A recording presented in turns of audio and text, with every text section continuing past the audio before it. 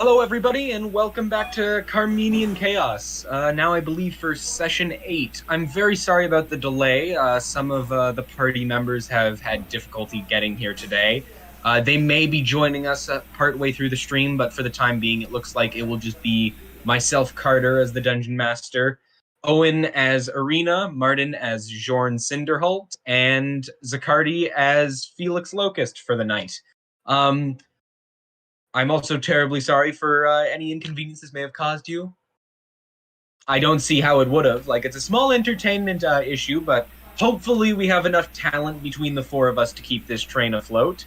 We'll make Apparently it work. Trains float now in my brain, too, now. Rolling it, due to some technical issues we have, because we're going to be having potentially our two other members joining on a little bit late. The stream will be on until we're on, so sorry if there's minimal visuals. Carter, I noticed there is an image piece. I can still put that up if you, upon request, just above the cover. I'm not going to spoil it or anything. Okay, got it. You might have to give me a minute. My laptop started boiling the water I spilled. Boiling the water. You Yeah, spilled, onto the laptop? underneath it. Do you have a fan? It doesn't work very well. Hey, My man. And I'm really questioning, your capability of taking care of technology here, I told you I was going to mess something up, Martin. He did warn us. We had an admin meeting last night, and he literally said exactly that. Wait, that wasn't last night. That was 2 nights. Wait, when was that? Oh my god. 2 nights ago. 2 nights ago. 2 nights ago. Uh... So while they get everything set up together, I'm gonna recap the last couple of episodes. So on a journey to recover the Book of Prophecies from the First Age, as written by some wizard name I created that was way too complicated for me to remember off the top of my head. For a sea hag they met named Dovian, who was the wife and co-leader of a crime guild within the town of Rogues Passage, a town run by multiple crime guilds. They eventually recovered that book and prevented an assassination attempt against the guild leaders. And in reward, were given a good deal of gold. Jorn Cinderheart, our Dark Elf fighter, was given some information on a dastardly character that he's going to be hunting down now. In the meantime, while they waited for that information to be procured by a very young master thief, the party wound up doing some shopping, as they do. They were rather deliberately priced gouged in a magic shop by an elderly, I believe he was an elderly gnome fellow inside a pseudo-dragon's tail. And some many more joys were had, perhaps by Fartug, our goblin bard, played by Marshal, who will not be here tonight, at least for the time being, when he discovered a blast from his past, a accessory kit to his 10-foot pole founding business, and which he was able to procure from the shop owner in exchange for crafting her her very own Fartug branded 10-foot pole. I believe where we sit now, the party has learned the location of Valkorgak, the Hobgoblin Marauder, and are discussing their plans in leaving the town of Rogues Passage. Gentlemen, we take you now to the Mermaid's Call, the interior bar and headquarters of the Barbed Coral, which inside is almost like an inverted fishbowl with various luminescent and glowing sea life inside. You sit now all around a table. The rogue who had brought you information now left, and the bar mostly empty.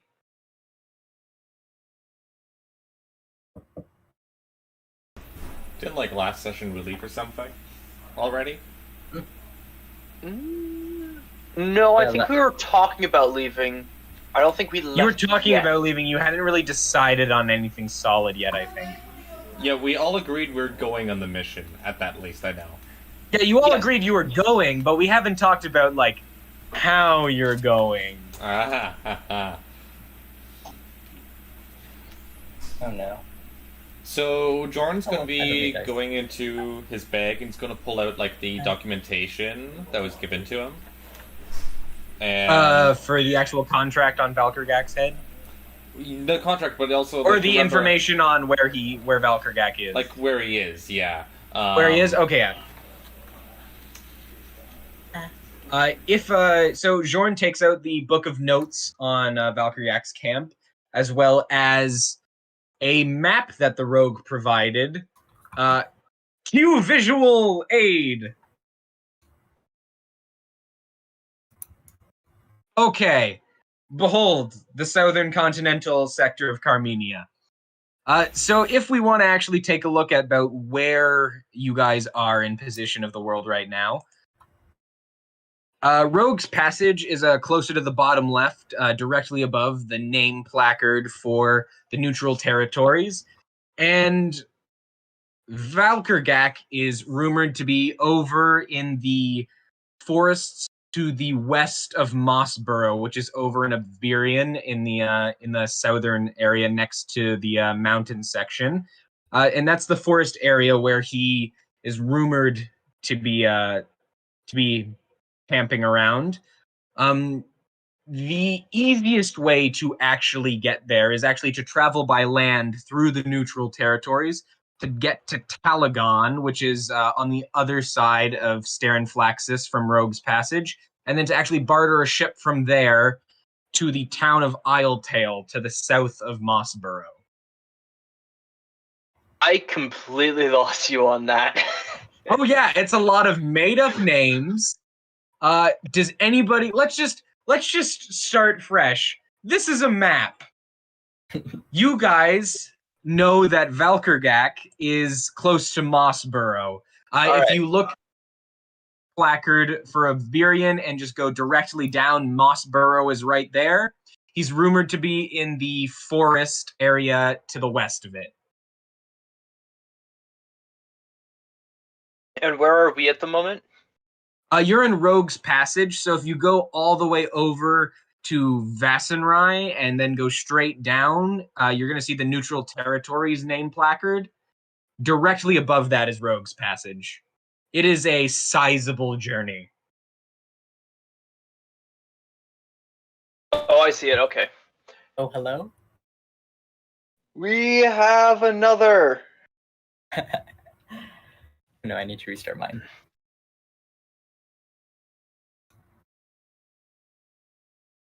Every I'm late. time someone appears. Okay, there. Now we have Brad. That's one more person, so we were probably going to be taking a moment to actually solve some visual issues. Are we going to be moving forward, assuming Marshal will not be making it, or are we going to? We are going to. Let's assume. We're going to be moving forward, assuming Marshal cannot make it. I'm just you can proceed. While I'm just going to be doing some audits to the stream. Okay, so it looks like we're going to have face visuals in a moment, but you should still be able to see the map in front of you. So right now, Zaccardi, you're in Rogue's Passage, so just directly above the Neutral Territories placard. Yep, I see it. Yes. We have a map. So It's in the handout. easiest way that let me actually look up the rogue's name so I don't have to keep calling him the rogue.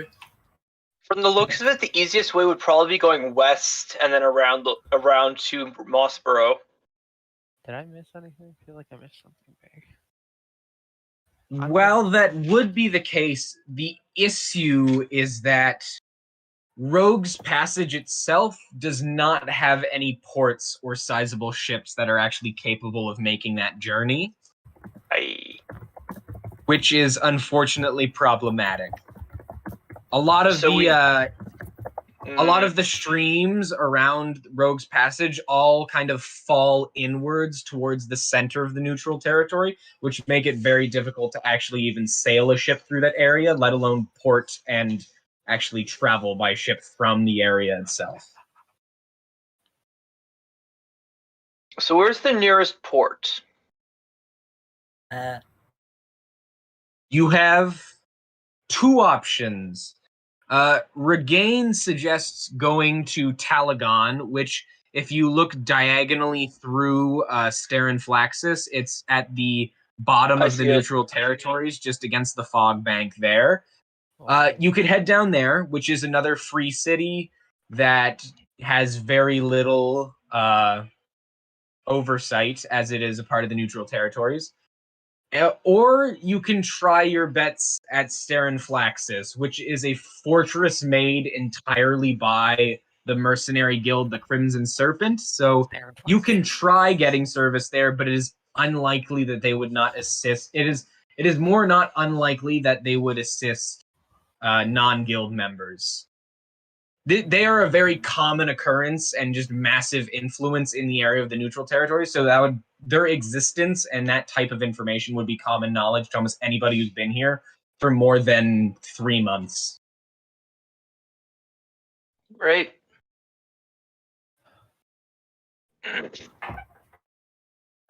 Oh, of course, there is also option number 3, but I don't think anybody's going to want to do option number 3.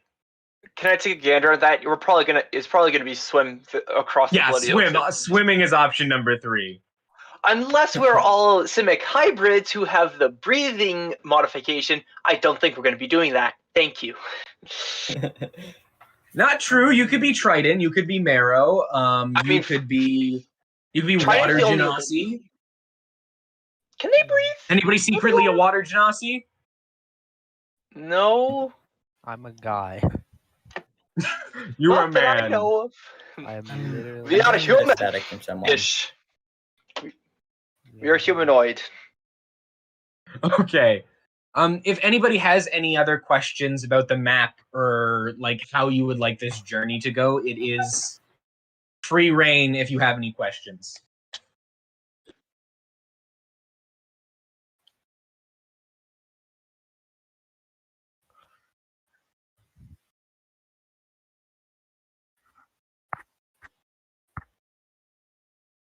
I'd be back soon. He said he was at Phoenix today. Oh. Wow. Betrayer. I guess we just need to ditch our Phoenix partner.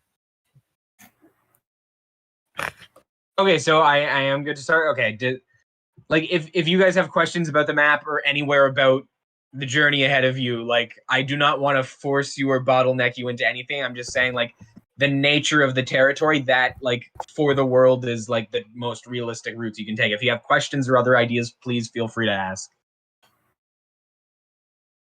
Okay. What exactly are we trying to do right now? Because I might have missed something in the first 10 minutes. Right! And Bradey's here, which means we need to actually cover something that happened last episode. Bradey, I'm about to share a Google document with you. Oh, no. In it is a segment I would like you to read. You'll know you need to read it because that segment is in cursive. I have to read it out loud, right? Yep, you got to read it out loud for the stream to see, because you decided to purchase a very scary-looking purple book. It is the journal of a Alhoon, which is a mind flayer that has decided to practice wizardry instead of their psionic arts. And I realized that in order to share the document with you, I would have to ask for your email over stream.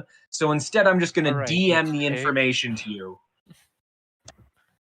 Smart choice. No, I'll just give stream my whole email. No, come on. Just post your email on the internet. I love fan mail. So the first line is the journal's author and the dates that it covers. So you want me to read everything? No, it's The part that starts with the 18th of Radiarch, 873 of the Second Age, and ends with "I will serve you" is the part that you need to read out loud. Okay. And you're speaking as a mind flare, so just keep in mind that whenever you decide to make a voice. Hold on. Just let me get. Oh, the this is gonna book be here. fun. Let me get the book here. I don't know how long I've had this thing for. All right. It's Diary of the Wimpy Kid. Oh God! Come on, get a proper book. This is a proper book. Have some No, class. no, it It's gonna isn't. be interesting. Have some class. The Journal of Quasarok the Awakened, dated from Radiarch 1873 to Frigid Mark 2137. The 18th of Radiarch 873 of the Second Age. It was always a possibility. However, the idiotic and nearsighted accounts of my own people still astonishes me. If the Council of Elder Brains could not understand that my interest in the arcane arts was not perversion, but an asset to Zavok, then perhaps their treatment of me would differ. They claim that they want to reach a greater range of influence to dominate the inferior and rule by intellect right. Okay. However, their ignorance to the powers of the universe that exist outside the realms of our psionic tradition will only prevent them from reaching their full potential. While I do lament my exile and forced interactions with the lessers whose existence now infects and torments my own existence, I do revel in my brief moments with that which I cannot see, cannot know, but can still feel and hear. His voice thundered in a whisper through my mind, penetrating any mental or magical barrier I may. Owen, can you please? I'm sorry. My computer. I spilled water on it, and it's acting up. Yeah, that's what computers do, Owen, when you spill water on them. Come on, do you not know you gotta spill water on the computer? It's asking me about 6 times to change my audio at You inputs get and no more outputs. book. Should I ask you if it's thirsty? Maybe it wants a burger. Damn it. Stole my fries. It's not getting more. Sorry. Proceed.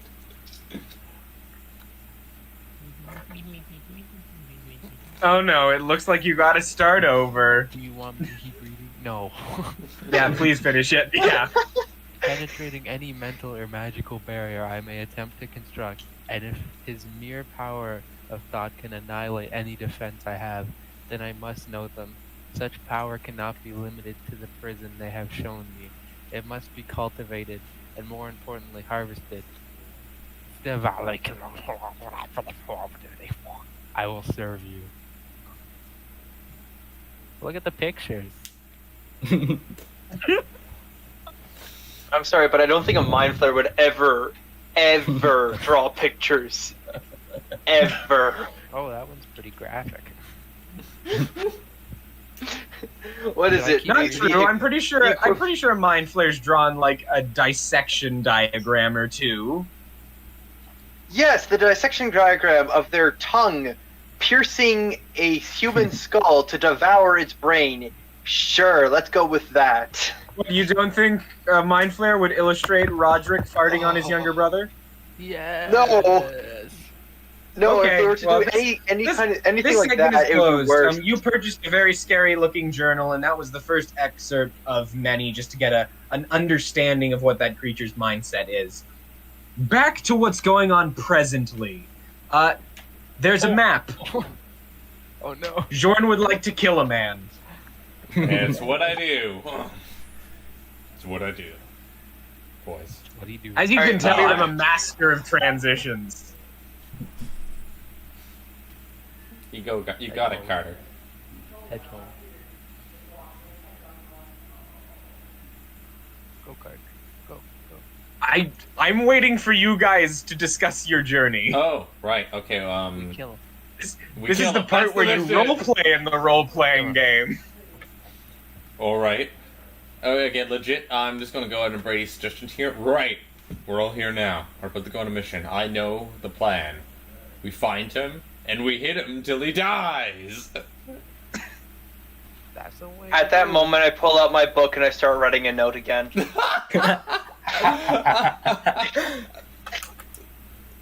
Surprise! Felix was the Alhoon all along. Nope. Would you like to compare the writing? Okay, but in all seriousness, so we reviewed the map here. We're going to be traveling out over there, and we're going to find this guy. It's really what's Carter? What were some of the notes on the actual a summary of basically what was found there? It gave a rough description of what was going on. Apparently, there has been a lot of infection in the southern area of Ovbirion at the moment. They are undergoing a mild plague, which has made a lot of information collecting difficult, as most of the normal sources have been either died or are dealing with so much crap that they're otherwise too busy in order to actually assist him. However, from what he could collect himself, Valkorgak is staying inside an encamped area within the forest next to Moss Burrow. You want me to put the map up There again? is not a great... What? Do you want me to put the map up again? No, not necessarily for this Don't part. do Like,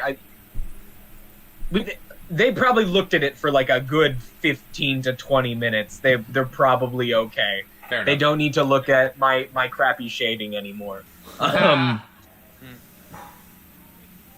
They said it was like, generally it is very well defended and is frequently patrolled. It's very difficult to get anywhere near it, let alone through the forest unscathed. For the most part, it does seem to be comprised mainly of tents, however.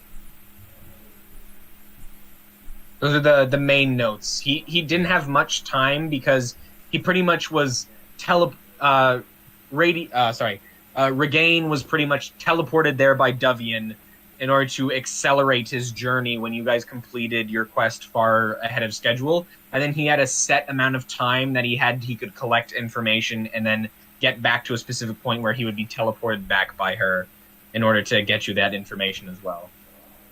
Martin, you got some static going on, by the way. On the stream? A little static. Yeah, I don't think we can fix that.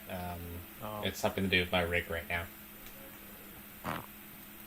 Mobile rig. Well, that's suck. what... Okay. Well, those are the general notes he has. Right. Well, I think our key point right now is we need to figure out a way on how we're going to be getting there. I think that's our biggest challenge right now. And reviewing the map here, I think we have some key options. Now, our informer here, has disclosed that there is a way, like a ferry or something, a way to get across the ocean. But I think really there's only two key ways. Either from the neutral territories, we go to... I'm going to butcher the pronunciation here. Up towards Mount Draconier? Dracontar. And up to Ovbirion, where we'll trek up to Moss Ridge. An alternative that's a little less ocean heavy is we go to the closest point down by Rogue's Passage up into Vassenrai, go up Vassenrai, and then go across the ocean from there into Ovbirion, where we would make landfall a little closer to Moss Ridge. Point to make that you Ovbirion. would know, Jorn. Vassenrai and Ovbirion have had heavy amounts of war and conflict in the past because their values as civilizations are kind of directly opposed. it is not an impossible idea. You yourself have done many missions going into Ovbirion itself from Vassenrai. However, without the resources of the entire military behind you, it is, let's say, uncertain how easy it would be to actually launch a landing into Ovbirion. It's also not like we're doing a military landing, though. We really could just pull up. No. You're not doing a military landing, but they think of it like the U.S. and the Soviet Union during the Cold War. Like, you might not be fighting each other right now, but there's definitely not like a okay travel like district going on. Like, you yourself being a dark elf might actually pose problems in Ovbirion on its own, because the predominant dark elf population right now is from Vassenrai. What about this small city at the bottom of the map? Tothsirion? It's a Talagan. free city. What? What was that, Carter? The city's called Talagan. Talagan. What about this one? It's a free city, neutral territory. We have to make our way through the islands, but it might be better than going to Mount Draktora or going up to Vassenrai. It's the trick with that, though. It's very obviously going in the opposite direction of where we're going, and the distance between the ocean and there is even larger. Where were we going? Yes, but it is safer bet. Oh, I so should have sent you all the map before this. Yeah. Maybe. Owen, if you would direct your eyes to where it says Ovbirion. We're talking about the map a lot, too. I'm putting the damn map up. Put the map up, Martin. Put the damn map up. Owen, direct your eyes to where it says Ovbirion. This would be so much easier if we were in the same room. Oh, yeah. I know. Owen, have you found Ovbirion with your eyes? Yes. Go straight down. You see that forest next to Mossborough? Okay. I'm not stupid. That's your final destination. You're trying to figure Now out I'm how just- to get what's the best way to get there. Okay. I'm not stupid then. I'm just confused. It doesn't look like it's too much in the opposite direction.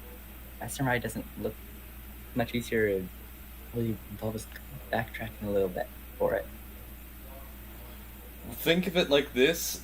If you look at this map here, if we're doing as Felix suggested, we're basically, because you gotta account, this is really far away. You're asking, we were pretty much prompting that we go to the all other end of the neutral territories, opposite of where we mean to go effectively to the very bottom of Ovbirion, to then go all the way up to where we're going, where we can very likely take I think you might be confused of where you are on the map. You guys are in Rogue's Passage, which Yeah. is Rogue's directly above the Passage. neutral territories. And Rogue's Passage, yeah, and I'm looking at the map here, and isn't like the town that Felix suggested, isn't like the very bottom of the map there? yeah, it's at the bottom, but it is still going east towards Mossborough. But also backwards. It's not going backwards. It's going down, but you have to also make a landing. Carter, hold up, Carter. Yeah. He is technically right in the fact that if we go west, it is going to be quicker. But, okay, I'm going to go into character for this, because I did want to talk to Jorn about this. Jorn, you do realize that your two nations are in conflict, yes? Or at least not in friendly terms. Yes, it's Technically, the war did end a couple hundred years ago. So no friendly terms. They're probably not on So- the best terms. First point, you are a dark elf, yes? Correct. If you come off Vassenrai's ship into Ovbirion, there is most like possibility you are going to be very heavily interrogated, yes? Possibly, but I'm not thinking we're going to be doing the Vassenrai option anymore. It's the more direct option by the Mount. Mount Dracontar. We don't even have to really go there. We can go past it. Carter, clarification there. That was Yes. a guild town? No, Starinflaxis is the guild town, which is directly between Talagon and Rogue's Passage. Mount Dracontar is actually the highest point in the entirety of the world. Okay. It is a very tall mountain and is actually home to a monastery of half-dragon, kobolds, and dragonborn, which are kind of... It's a very holy place for dragons. So, my last question is, how do the islands in the neutral territory are connected? Okay, so the complex thing about mapping the neutral territory is because the geography doesn't just exist on a two-dimensional plane. Because the neutral territories is also filled with a lot of floating islands and structures that also rotate with like gravitational pulls and shift, there's no way to truly map it. So the only part that you're actually seeing right now is actually at ground and sea level. So it is going to naturally separate like that into series of islands, but there are also different layers of floating islands that rest above this that you hypothetically could cross in order to get over across these gaps. So either way, we're going to be That makes going sense. into the ocean.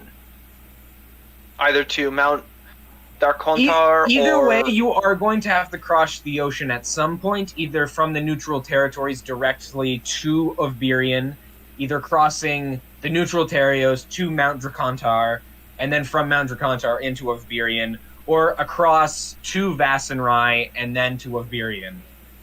And Martin, I will restate something I said a little bit earlier. Launching a ship from Rogue's Passage, because of the way the actual streams and the actual direction and flow of water in the neutral territories, it pretty much all pushes inwards towards the center of the neutral territories from that section. So it's extremely difficult to actually launch a vessel from there, so you would probably have to move further west to actually launch a vessel anyway. West being You could still go through Vassenrai, but you would still have to move in order to do so. north. Or you could attempt to launch it straight from Rogue's Passage. It would be extremely challenging, but it is certainly not impossible. East, south, west. I'm looking at the landmass. So you say the flows of water are going into the neutral territories? Yeah, so in a southeastern direction. Southeastern direction, but I'm looking at the map here. The Rogue's Passage is on the western part of the larger chunk of the land there. Yes, so the all neutral the water flows inwards and forces itself into weird, strange canals and other areas, and all of it is extremely fast rushing rapids. So it's pretty much all the force of the water is going in the opposite direction that you want to actually go. So the only real thing we can do is because It's actually one of the things that makes it a little bit more easy to actually sail from Vassenrai, is that the water is pushing in the direction of Ovbirion and kind of around the bottom tail of it. So launching from Vassenrai would be easier to get to Ovbirion, but it's going to be a lot more challenging to go from the neutral territories to Vassenrai. You mean the opposite, or from the neutral territories to Ovbirion? No, from the neutral territories to Vassenrai is extremely difficult because the water is pushing in the opposite direction. But from Vassenrai to southern Ovbirion is extremely easy because that's the direction the water is flowing. All right. Well, I guess if that logic nailed down, I guess we're going with Felix's idea. It's been so long, I forgot what Felix's idea was. Oh my god. Hi, sorry. welcome to Comedian in Chaos, where nothing chaotic happens and we just debate how water flows for an hour and a half. Stare at a map and go. Go. So my idea Oh was wait, the going map to says go. they can't see me doing stupid gestures. My idea was going east, either up to Mount Zaccardi or down south to whatever the bloody town's name is, Talagon. Talagon. Either one of those, because we don't want to go up to Vassenrai for the sole fact that a dark elf coming from Vassenrai to Ovbirion might not be the best idea because of the conflict that they had. To be fair, I think a dark elf coming from anywhere might be a problem, though. Does anybody want to give me a history roll just to see what you know about Ovbirion? I'll give you one. Sure. Anybody can do this because you're all participating in this My conversation. character knows. That is an 18. My character knows 18, okay. Makes sense. You're a very knowledgeable man. my Clearly. 25. Oh shit! Yeah. Damn. 20 plus 5. Would I be able Far to have much more knowledgeable woman. Would I be possible to have advantage because my backstory may have pertained strongly? to Sure, Ovbirion? Jorn gets advantage. I got You would have been Makes sense. debriefed and you've been there before. Do I give it? What did you say, Brad? I got 23. Oh god. Big brain. Yes, waste all the good rolls now. Oh god. We're gonna get cursed Please. later. Dropped my Going to d20. fall from the cliff. Oh god, I just rolled a natural 20. It's happening to me too. Where the hell are they? I rolled a 19. I dropped my d20. Come on, you're a D&D player. You should have more than one. I You should have at least 2 sets 5. of dice out. Fight me. Wait, is Martin, is the map still up right now? 7. Yes. Okay.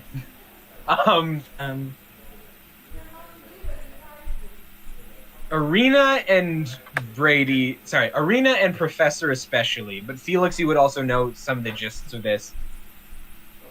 Ovbirion for a very long time has been a high and wood elf run society. Oh. They, as well as a lot of human rulers as well, and they generally, particularly towards dark elves, are not exactly the friendliest. And B, Ovbirion in particular is a very elitist society. They are a plutocratic, they are a, trying to remember my governing terms. They are a plutocratic oligarchy, which means there is a very few number of predominantly humans, wood elves, and high elves that are both very wealthy and hold all supreme power. So fundamentally, it's not exactly a good life there if you are not human, elven, wood or high elven, or gnomish, I believe, is the only other real tolerated race. Monstrous races, as well as just generally anybody else, is generally going to be very suspicious to anybody who lives there very quickly. First Professor question. and Ariena... Oh, no, go ahead. Okay, Professor and Finish up. Ariena, you guys would know there is a single exception. In the city of... Let me just find it. I believe it is... Looking at my world notes, there's far too many pages in this document. You need to separate document, friend. Stairs in the sky. Separate your documents. In the city of Vestara, Come on. the dog. ruling family recently, and the town in general, has kind of had a large population decrease, and because of that, a lot of just more younger generations have mainly taken over actual ruling of that area. So that area itself is a lot more tolerant, not just of dragonborns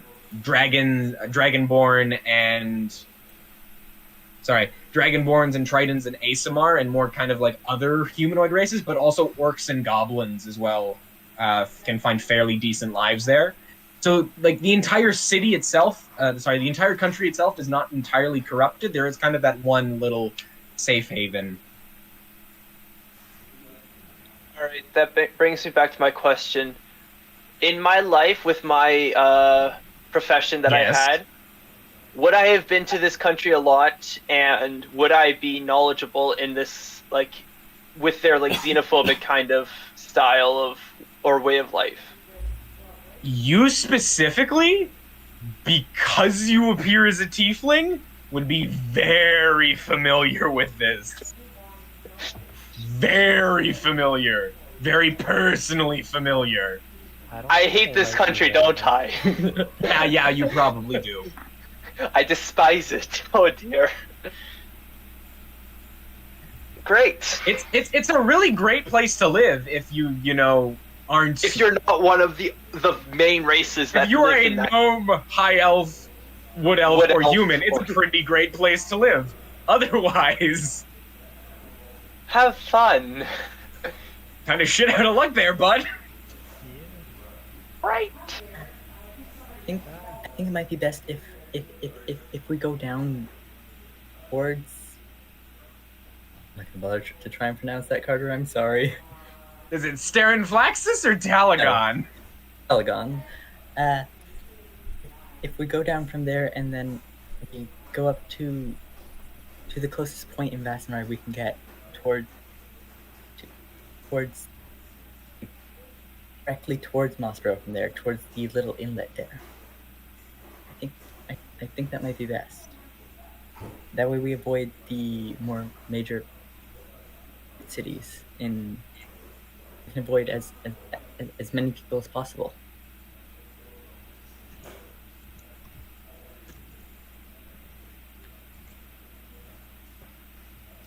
Okay.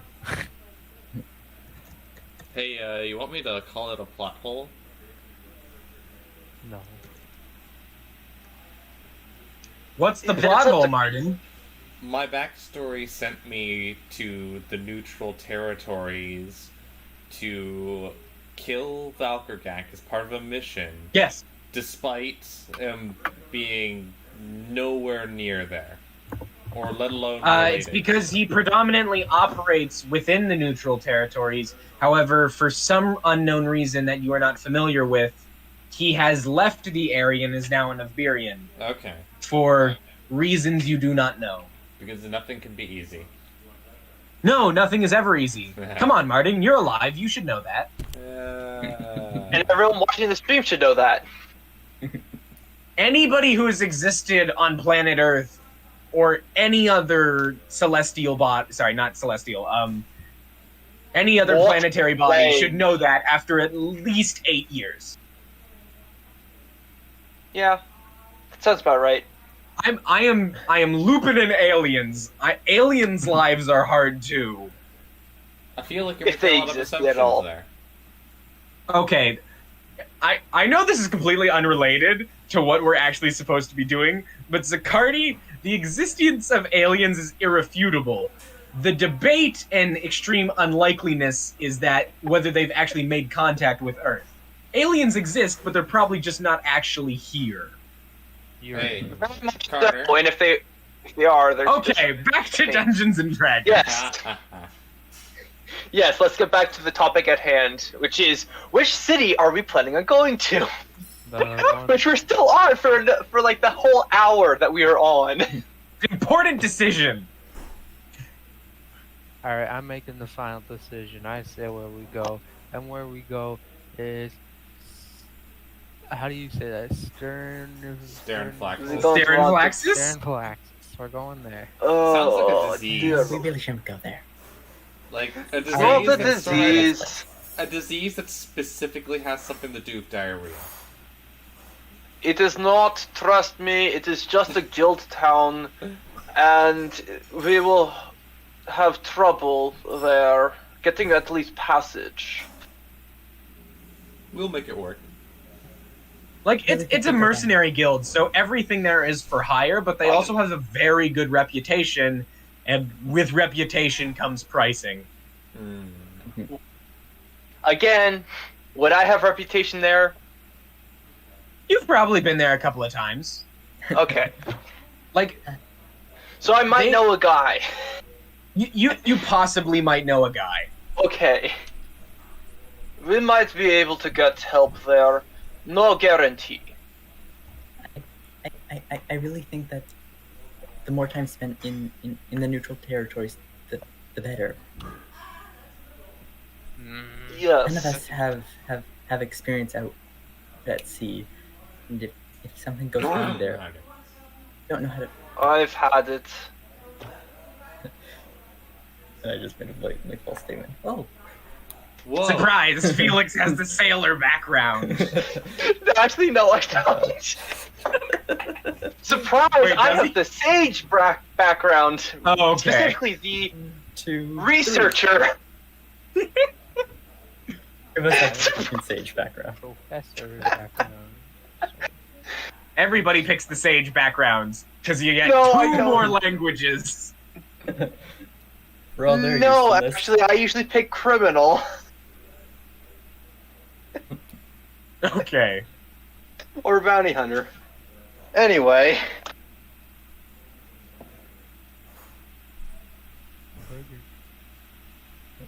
Really think that's best.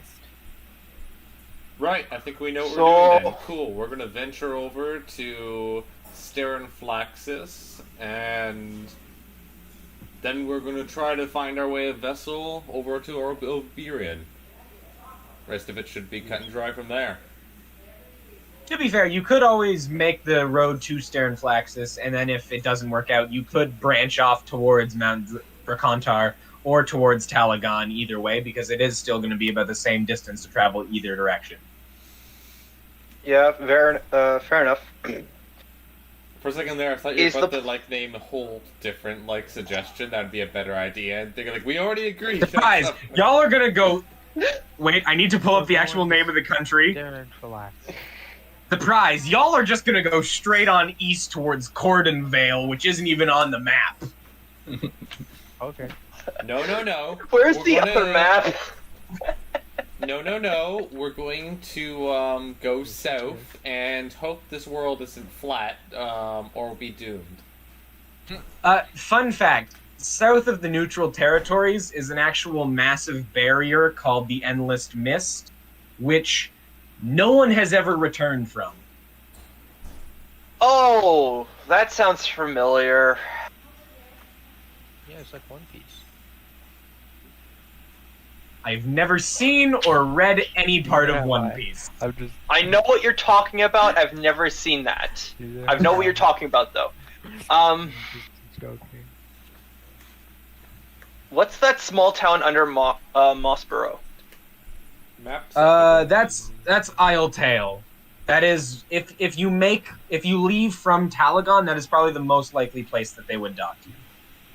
Honestly, I think that's the best choice, just because of how close it is. So it's a lot less land journey. Which one? Where? Right under Mossborough is Isletown? Isletale. Isletale.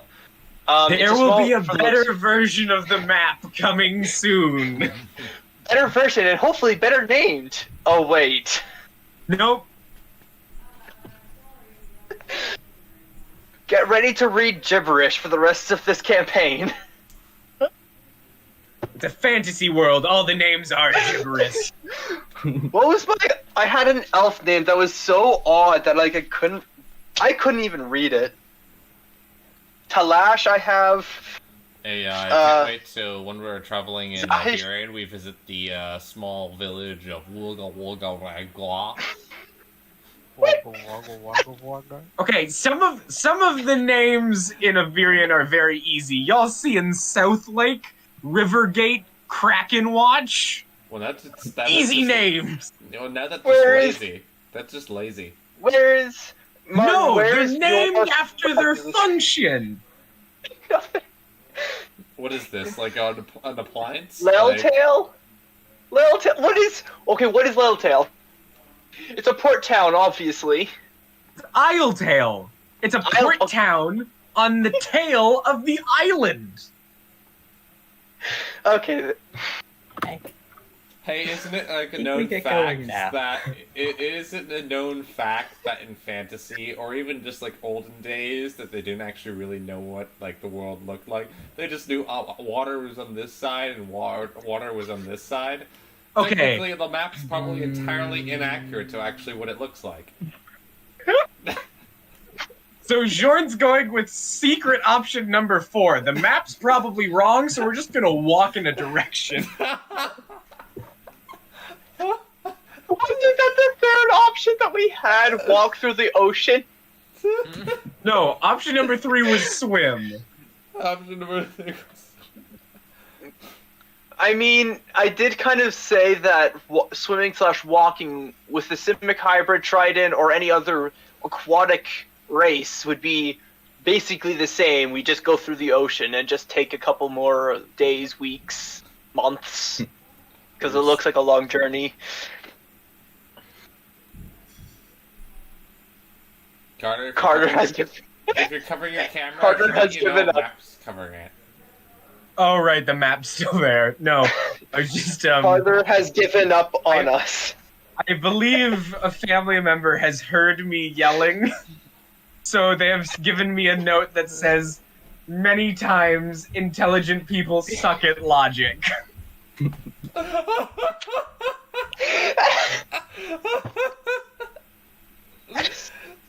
So I'll just let that mull over with all of you. We should just rename the session to that. What? Intelligent people suck at logic? Yep. Okay, It has I been want an to clarify. hour of us debating where you guys are going to go on a map.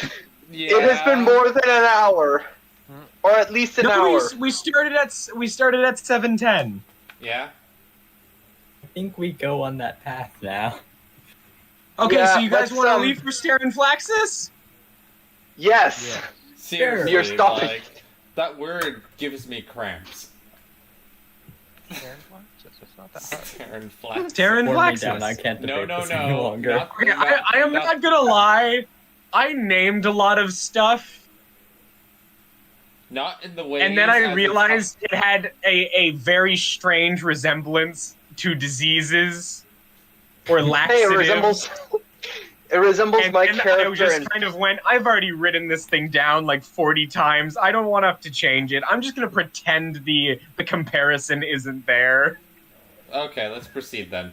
Jordan Yeah, gets let's up. Jordan gets up, takes up all the paperwork, and puts in his bag. Right, let's go, and walks out the door. That took forever, and I follow. I grab my book and then follow. My 2 books. I'm starting to wish I had something to carry these Can books. we just assume Burrito that, walks in the opposite direction.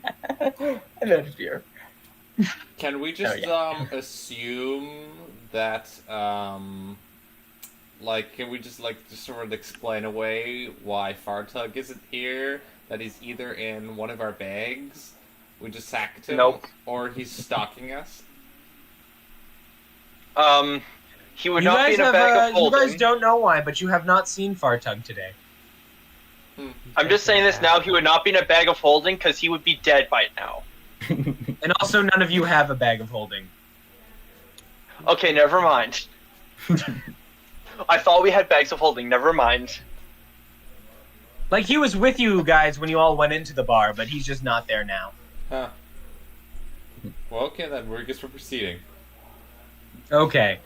As you all pick up your bags and head out the door of the Mermaid's Call and make your way towards the edge of Rogue's Passage, bright morning ahead of you, you begin to look out over the expanse of rocky terrain in front of you at the ground level. You see these jagged stones in this harsh terrain moving outwards with various levels of water around that have all kind of changed to this very thick gray that you find very reminiscent of the whirlpool that you all met by hopping into to get to the vault of the Barbed Coral. As you look out, you also look up towards the sky where you see the mass of floating islands kind of adrift setting out for your journey. You see so much floating debris that is able to either be climbed or otherwise in order to reach them. And with that, I must explain to you the rules of traveling through the neutral territories. Aw. It's such an hour. Yep, an hour. So, because of the strange terrain of the southern neutral territories with the expanse of floating islands, with the lush greenery above being suspended by strange gravitational forces, and the very harsh ground, there are positives and negatives to each method of travel. But whenever you begin travel for a day, you need to determine which altitude you're going to be traveling at. You can travel at ground level.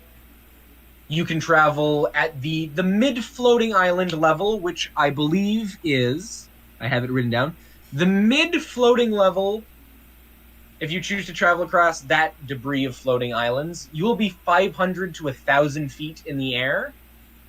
And if you travel at the high altitude level of the floating islands, you're going to be traveling at around 1,500 to 2,000 feet above the ground.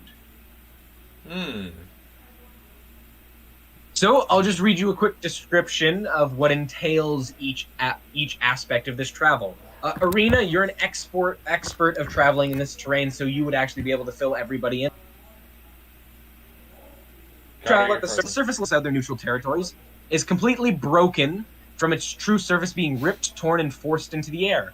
There are many broken crevices, thick, muddy, and sediment-filled marshes, jagged and loose rocks. Not to mention, creatures have disadvantage on strength and dexterity saving throws when traveling on the surface level. If you travel at the mid-level of the southern neutral territories encompasses the area of about 500 to 1,000 feet above the ground, where there is the greatest density of floating earth. Here can be unpredictable given the gravitational rotation of the floating islands. At the beginning of each day of travel on this level, you roll a d20.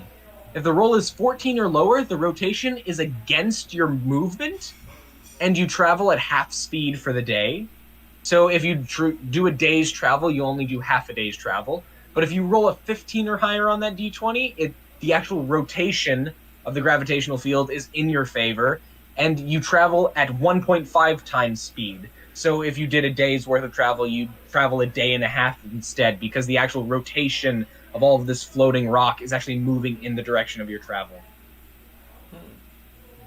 Also, in addition, any random encounter that would spawn enemies only produces half of the actual amount. Any storm or heavy weather conditions also instantly halves your travel speed, though. At the very high level, which classified the area of floating terrain that's 1,500 feet to 2,000 feet above the ground, it has fewer chunks of substantial land besides the few larger chunks of mountain. However, this is considered the most difficult part of the area to actually transverse and can't be done without an experienced guide. Congratulations, you have an experienced guide in your party. At this level, I am useful. any random encounter that would spawn enemies doesn't unless they have a fly speed. And if a random encounter would prompt any negative weather event, it acts as a lightning storm. And Ariena, you would know that lightning storms, when you're at that high altitude, especially in the neutral territories, are not great. You're the So highest generally- thing there. You have three pathways ahead of you, Chester and Flaxus. You can stay on the ground, where traveling is going to be difficult. You can travel at the mid-level across floating islands, where things will be a little treacherous some days, but will be extremely favorable others. Or you can stay at the highest altitude, where Ariena can guide you, and you will virtually be undetected by any ground threat that may come your way, but you also risk some more environmental hazards. What's the benefits of going like the highest level? Is it just that basically it's The highest level is that pretty much nothing else travels up there, which That's means other you'll pretty much than be flying safe from any creatures. threat. All right. So hypothetically, if you were traveling along the road on a surface level, you could encounter maybe a bandit roadblock. But if you're traveling at the highest level, there would be no roadblock, because no bandits would dare travel that high up. Well, I'm thinking since we have the guide, we might as well take advantage of the highest level. We should as well. Storms How- are bad, but it's safer in a way there.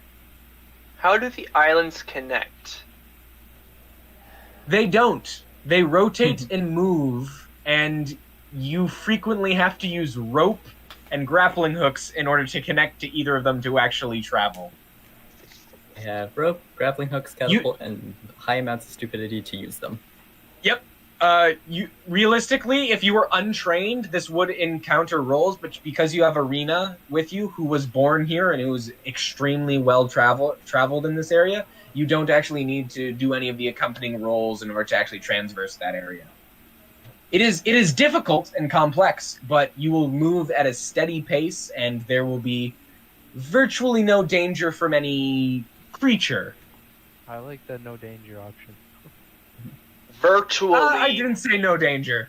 I said no danger from any creature. You said virtually no danger from any creature, because you did say that creatures with flying speed have a Creatures chance with of flying can still get you up there. as well as there are storms there that are so dangerous that nobody wants to go up there. So, It's also just really high. oh yeah, Ariena learned Featherfall. You're gonna be fine. Ariena's the only one. If they fell, they would survive. No, not at all. Featherfall can target multiple people. Can target multiple people, and I have... Wait. What's few the stupid methods what's to the pull you back. stats? What's the stats on Featherfall again? I'm pretty sure you can target 5 people at first level, and you fall I think at it was like... reduced the damage by half. No. A falling creature's rate of descent slows to 60 feet per round until the spell ends. If the creature lands before the spell ends, it takes no falling damage and can land on its feet, and the spell ends for that creature. Its casting time is 1 reaction when you or a creature within 60 feet of you fall. And you choose up to 5 creatures.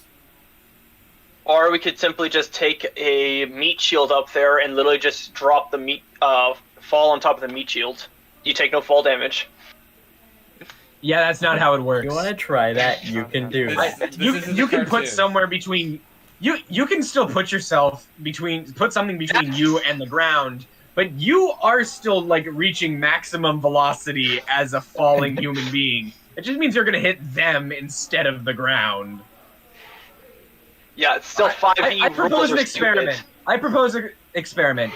We drop a pig out of a helicopter on top of another pig, and then we find out what happens. Nah, Do it. I'm not saying in real life that won't happen. I'm saying in 5e, you take no fall damage if you land on top of another humanoid or living creature, which is stupid. Wait, is that an actual rule? That's an actual rule. That's stupid. It's not a rule in this campaign.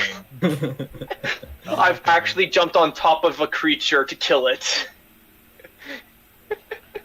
No. That would work, but you're still gonna take fall damage. Like, I didn't take any fall damage. That's one of the rules, which is Come stupid. on, Carter. yeah, Don't you not know a it's rule like in this campaign. Don't you know it's a thing in like many like role-playing video games too, where you jump strike an enemy no matter from what height, you don't take any damage?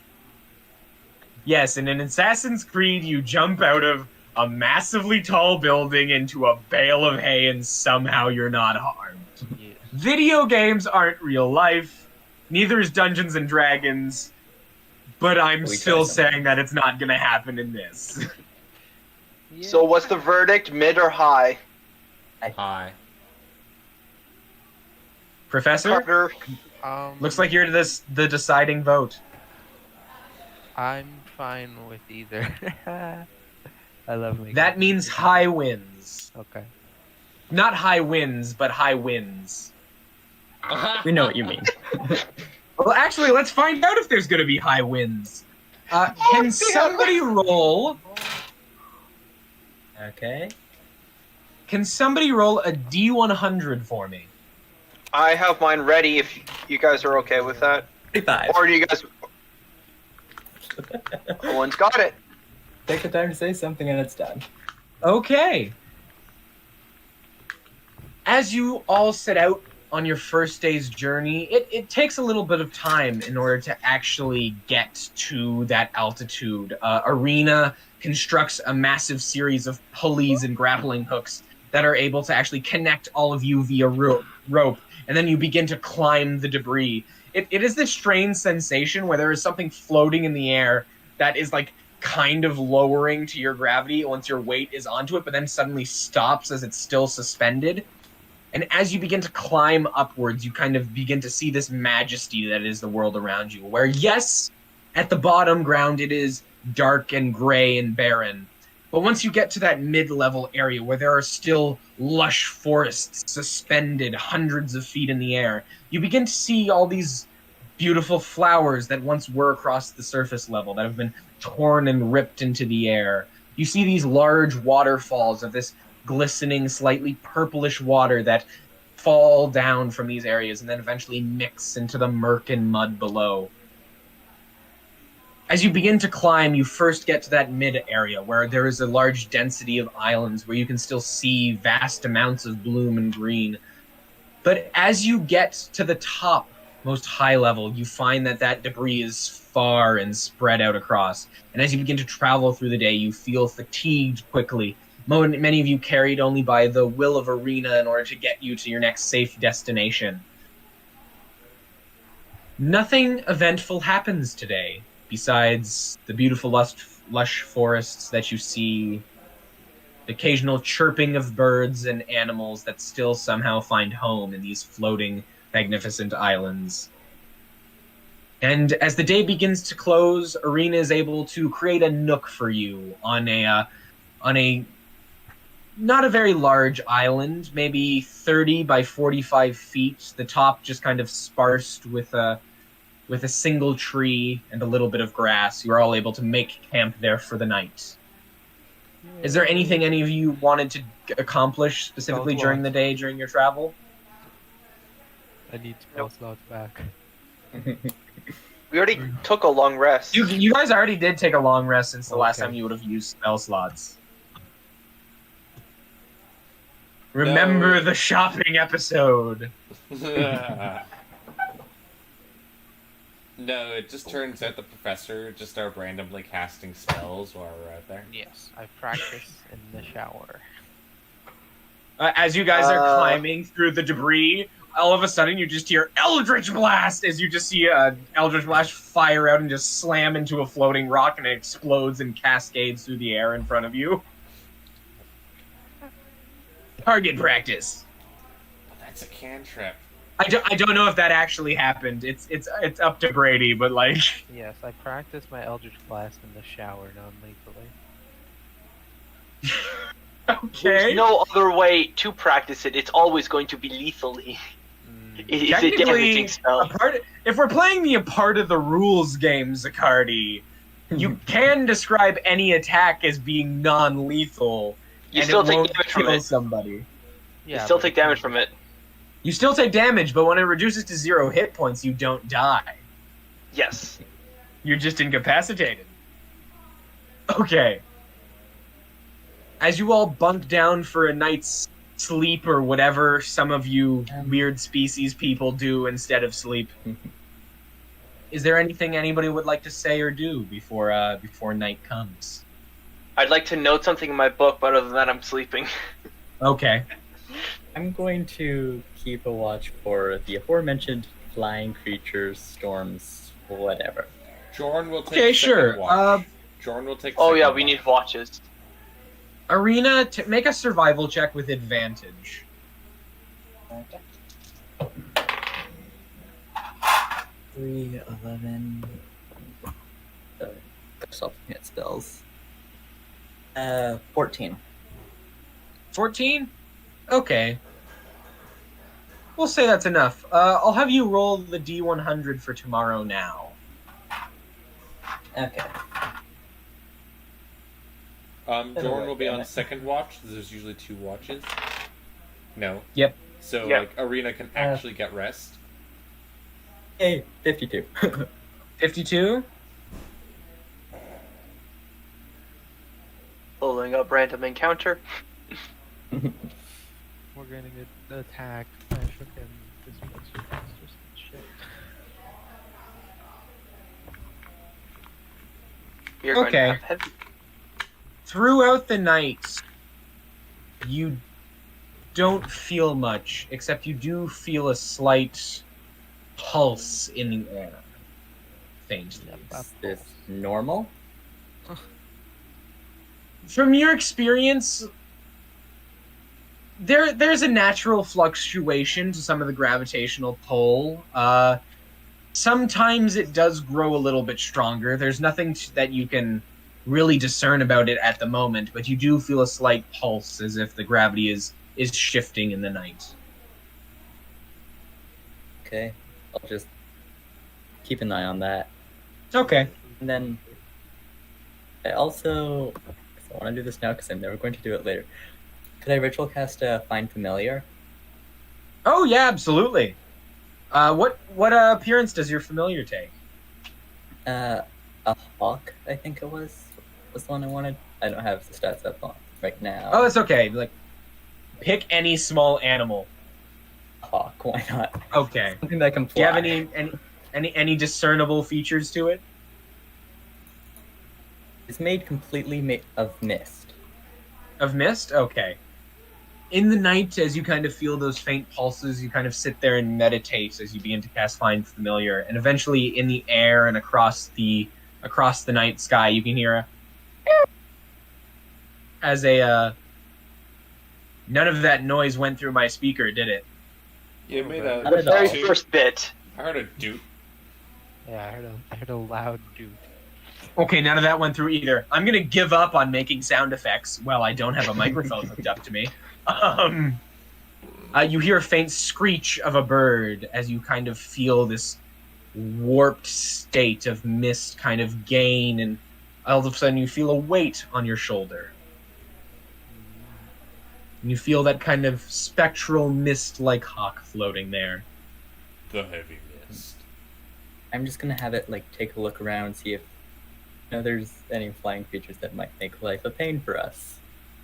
Nothing you see tonight, but Okay. who knows what the day will bring. And at some point I'll wake up Jorn and go to sleep. Okay. Jorn, you take second watch. Jordan's gonna be Professor! next to the camp. I'm just reading more of my book. Make a Unless someone wisdom wants- check. Okay, I'm not reading more. Oh, I also wanted to do that, but oh well. You can read a little bit of your book during your watch. The fancy book or the normal Fancy books? book. Fancy The book. fancy I don't wanna- book. Okay, I'm gonna mark probably 2 hours of reading done. We'll say Okay, 16. 16. Okay. Read the book enough. Oh no, this wasn't for reading your book. You're easy enough to read your book. Thank you. I know what it is. Once you eventually find that place where you find that part of the night where you begin to meditate, you feel a slight painful twinge in the back of your brain as something begins to try and force its way to the forefront of your thoughts. Hello. But then you feel it fade as you're able to meditate in tranquility. That's the professor. That was the Yep. professor. That was the professor. The rest of your nights are uneventful as you wake for the next morning. Not surprising. You presumably have a breakfast of rations and just the worst possible bread imaginable that is hard as a rock. Let's be honest, Jordan's Does used to it. digitation make it taste better? Ah, damn it! Yeah. It's called water. Prestidigitation just adds water and moisture to the bread, makes it slightly softer. Turns out a hard rock is not tasty. A slightly moist bread is delicious. No, it's not delicious. It's adequate. It's slightly better. No, adding It's spices edible. and whatever's needed to it. It's edible. Your second day of travel through this area, you create your series of rappel lines and continue to swing from rock to rock, leading the rest of the group safely through. Until about 2 p.m. that day, nothing happens. Until eventually you begin to feel that pulse of gravity again. What? And looking to one of the islands below you, Ariena, you begin to see a pool of water begin to rise. Just off into patches and bubbles begin to rise. And then eventually you feel all your forms and the ropes you tighten become slack as all of your bodies begin to float ever so slightly into the air. Some of you trapped Oh, no. between floating rocks at this time. I will say Ariena is probably anchored on a rock. The Professor and Jorn are probably in between. Ah. As And all of a sudden, your weight against the rope suddenly slackens and you begin to float slightly into the air. That's not good. Where am I in this? You would be, okay, what's your traveling order? Ariena would have to be bringing up the front because she's leading the way and guiding you through this area. What's the traveling order? We I didn't really think, discuss this. I'm pretty sure We didn't Jorn- discuss this beforehand. I'm just asking now for a retcon. I'm pretty sure Jorn would be second front because if something goes wrong, he'd be probably the first to Okay. take action. I'd be bringing up the rear, honestly. Okay. That's probably where I'd be. So right now, you're anchored on a rock to hold the two of them together as they travel between you and Ariena. Jorn and Bradey, you were suspended from a rope and kind of sliding down and traveling through between these two islands. But suddenly, everybody's body feels slack and weightless as you begin to float into the air. Can Jorn... Is there anything as- anybody would like to do? I'd like Zaccardi to hold tied my down. head. Jorn's gonna try while still holding onto the rope. Is gonna just try to because basically gravity's lost effect. Yes. He's basically gonna try to use what tension is on the rope he can gain to fling himself to the other end, to the rock. Because You everything's are levitating. connected from multiple to multiple people right now. So I'm not saying you can't do this, but if you do try and do this, you are going to have to swing all of them to the next rock. I mean, it can't actually be that hard since there's 0G right now. So Just to clarify, Ariena is currently anchored. Areena's anchored on one side, you're anchored on the other. The two of them are traveling between. So we have two anchors, one at the front and the back. So Yeah, keep one that at the in front, mind. one at the back. So he's going to try and swing from everybody from your side to Areena's side.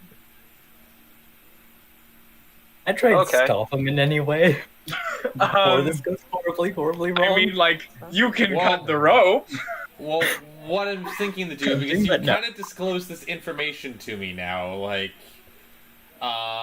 Jorn is going to try to unfasten himself a little bit, because basically everything's levitating as though there's no gravity right now, correct? Okay, so you're gonna unhook yourself from the rope and then pull yourself so you can float forwards towards Ariena. Pretty much. How far away am I? Probably, let's say 20 or so feet. 20 or so feet, so that's a reasonable pull off. And of course I'll be trying to keep as close to the rope as possible. Absolutely. Jorn's, because I'm not going to be trying to sway everyone else with me. Jordan's going Yeah, to you're trying to go by himself. yourself. So. And is going to sway closer to the rock. I'm guessing this will be a dexterity check. You're trying to use the rope to almost slingshot yourself to her, right? I'm basically not using the rope as a slingshot, as you suggest. I'm basically just pulling on the rope to give myself momentum to basically Okay. float forward. I'd say you could do acrobatics or athletics here. All right. While he's doing Professor, that, I'm what are going you to- doing in the meantime? Acrobatics. I quickly tie a python onto the end of one rope. Oh, absolutely. Total 12. Okay. 12? Okay. You're able to pull yourself about halfway through to about the 10-foot mark when you realize you start to almost drift away from the rope slightly. Where you're about 10 feet away from the rope, kind of floating above it now. Professor, what are you doing while Jorn does this? I I'm guess gonna I'm just trying quickly to turn some lights on for a second. hang on. I think. So wait, the rope's been did someone actually cut the rope or? No, nobody cut the No. rope. Nothing has been done to the rope. Jorn had a Harness? not a bracket, a hoop or a harness that was connecting him to the rope. He undid his harness to try and force himself forwards more. You're probably about 20 feet away from Felix at the moment, another 20 feet away from Jorn, and a total of 40 feet away from Ariena. But I'm still on the rope. You are Yes. still connected to the rope, but the rope has floated up into the air with you, and it's starting to pull tight against you as you're kind of floating a little bit further up from where it was. Okay. Um, I guess I'm just gonna hang on then. See if You're gonna hold tighter onto the rope? Okay. someone can maybe pull me back down. I don't have anything I can do. deal with that in a second. Can I catapult said Python attached to a rope at Jorn while holding onto one end of the rope and just try and Like pull you're anchoring a new rope and you're gonna throw the new one to Jorn? the rope that I tied the Python onto? Can I catapult that towards him, holding onto one end, and basically treat him like a balloon? Yeah, you can try and do that. Jorn, make a dexterity check, and catapult is a spell, yes? Yes. Okay, then I'm not going to make you roll for it. You're able to send it up towards him. This is just going to see if he can catch it. Dexterity, can I make that, what would it be? Okay, dexterity, I guess it makes sense. It wouldn't be an acrobatics. Catapult is a wizard or a cleric spell for you. It's a wizard spell for me. Your spell? Okay. Give me an intelligence roll then, actually. Carter, if you haven't realized, my hand is on my head for this entire endeavor. Okay. Oh, yep, that makes sense.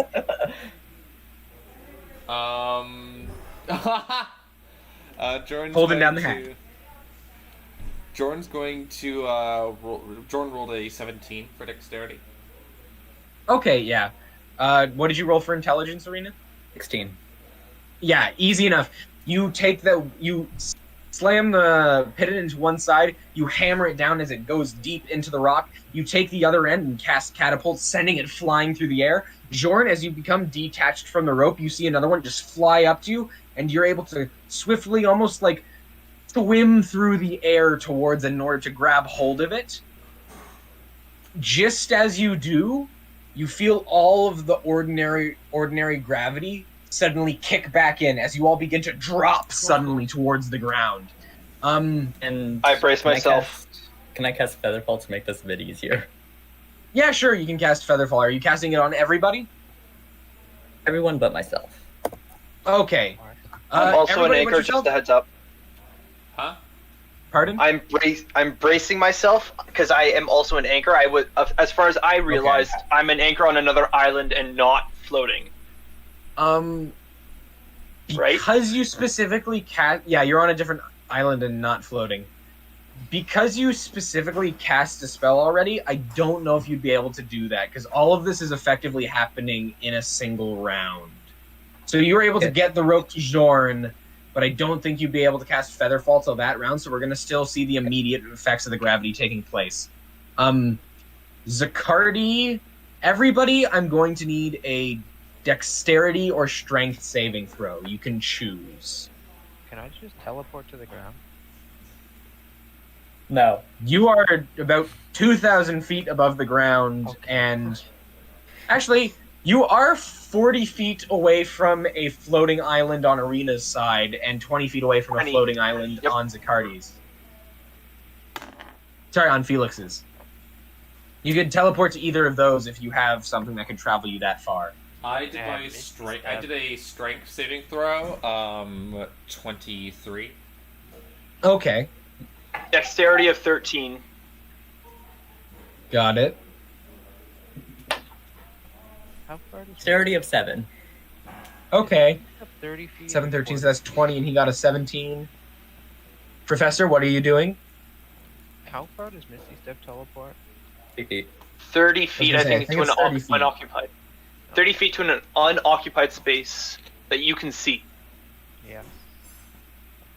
I guess I'll just roll for dexterity and cry and get a nat 20. Okay, well that definitely puts it over. bad. As you brace yourself, Professor, you suddenly feel the gravity kick back in. You feel you feel yourself just dip in the air as the line suddenly goes tight as you sink in. You see the rope begin to almost peel a little bit and stretch as you're worried about it beginning to break. But Ariena, you bought some fancy new ropes while you were in town. They're holding up pretty nicely, very nice and sturdy. You're able to hold on tight. Felix, you feel a little bit of slight of a pull as you feel the professor's weight suddenly hit the rope again, and you suddenly feel yourself slide maybe an inch or two down the side of the rock and scrape your back a little bit, but otherwise you're fine. Ariena. On your opposite side, as you have yourself anchored between these two ropes, you feel the line suddenly become tight with the professor's weight. But then you realize Jorn is falling as well at the same time, and you try to re-counter in order to grab his weight. As you feel him begin to fall, you suddenly realize that the rope sliding through your hands suddenly cuts and frays it as you begin to get rope burn, and you're forced to let go. Luckily, you did stab a piton in onto Jorn's rope. So Jorn, as Ariena suddenly loses the rope and drops it, you feel yourself become anchored to the floating island and begin to swing through the air, traveling at God knows how fast. You feel yourself swing, until you're able to get to almost the opposite side of the next island, where you're able to take your hands and claw and clamber onto the side, holding one arm onto the rope and one arm onto the island, until you're able to let go of the rope and get your other arm on top and heave yourself onto the flat surface where with the slightly grass and still dirt-filled place meets you. Hashtag You've parkour. all escaped to this encounter unharmed. Hardcore parkour. You Parkour, said parkour. that me and Ariena are 40 feet apart? 40 feet apart, yes. Ariena, what was that? Sometimes. Ariena, you would know that's one of the more mild gravity storms that you can encounter. Sometimes the gravity gets a little off, and one's rather mild to be honest, but Mild? I think the distance is muffling your voice. I thought I heard mild. Yeah, it's rather mild. It didn't go so bad, did it? I was a bit of an idiot there, but that we're fine. Fair. Pull me over so we can at least take a breath. Because I think Professor wants to get off with the Please, rope, per se. please. How distraught is he looking? I will say, effectively what happened for the gravitational field is that effectively gravity almost stopped slightly for about 5 to 7 seconds, and you all began to float up at a speed of about 30 feet per round, and then all of a sudden re-engaged and you all dropped. Mechanically, that is what happened. Paul wouldn't even have done anything there. Well, you all floated 30 feet into the air from where you were at the time, which was about, 2,000 feet above the actual ground, so Featherfall would have helped if shit got really bad. No. Very good spell to have when traveling through this area. After your slight encounter with the turbulent terrain of the area, and you all continue onward, traveling for the day, you eventually, flinging yourselves from island to island, make your camp again. This time, you find yourself perched on the side of one of the much larger islands that floats at this altitude, a large mountain over top, making the next day's travel kind of foreboding of either having to grapple around the side of the edge of the mountain, of the under portion of the mountain, or having to climb over top the above section. For the night, is there anything anybody specifically would like to accomplish that they did not beforehand? Read book. I'm going to summon my horse and see how it's doing. Okay.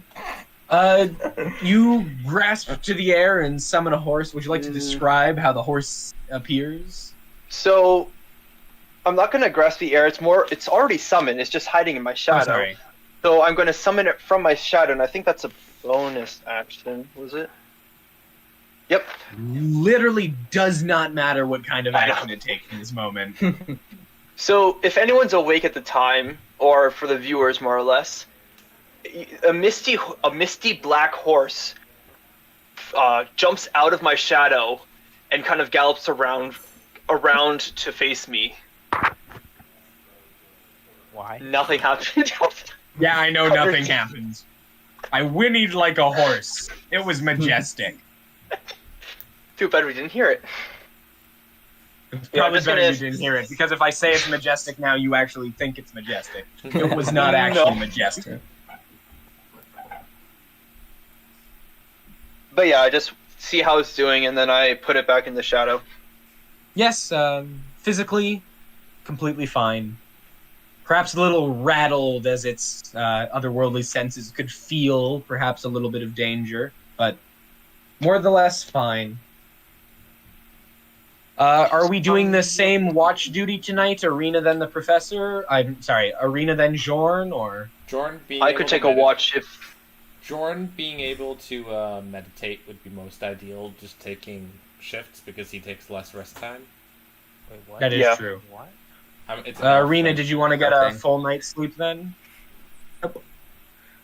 Did you say nope? I'll take I'll take a normal amount of time for a watch Okay. because Who do I'm you gonna want to sleep be on then. watch with? Pardon? It's just gonna take a watch. Oh yeah, no. Sorry, I was talking to Felix because he was gonna say something. I'm just gonna sleep then, because Okay, never mind. You're just gonna sleep.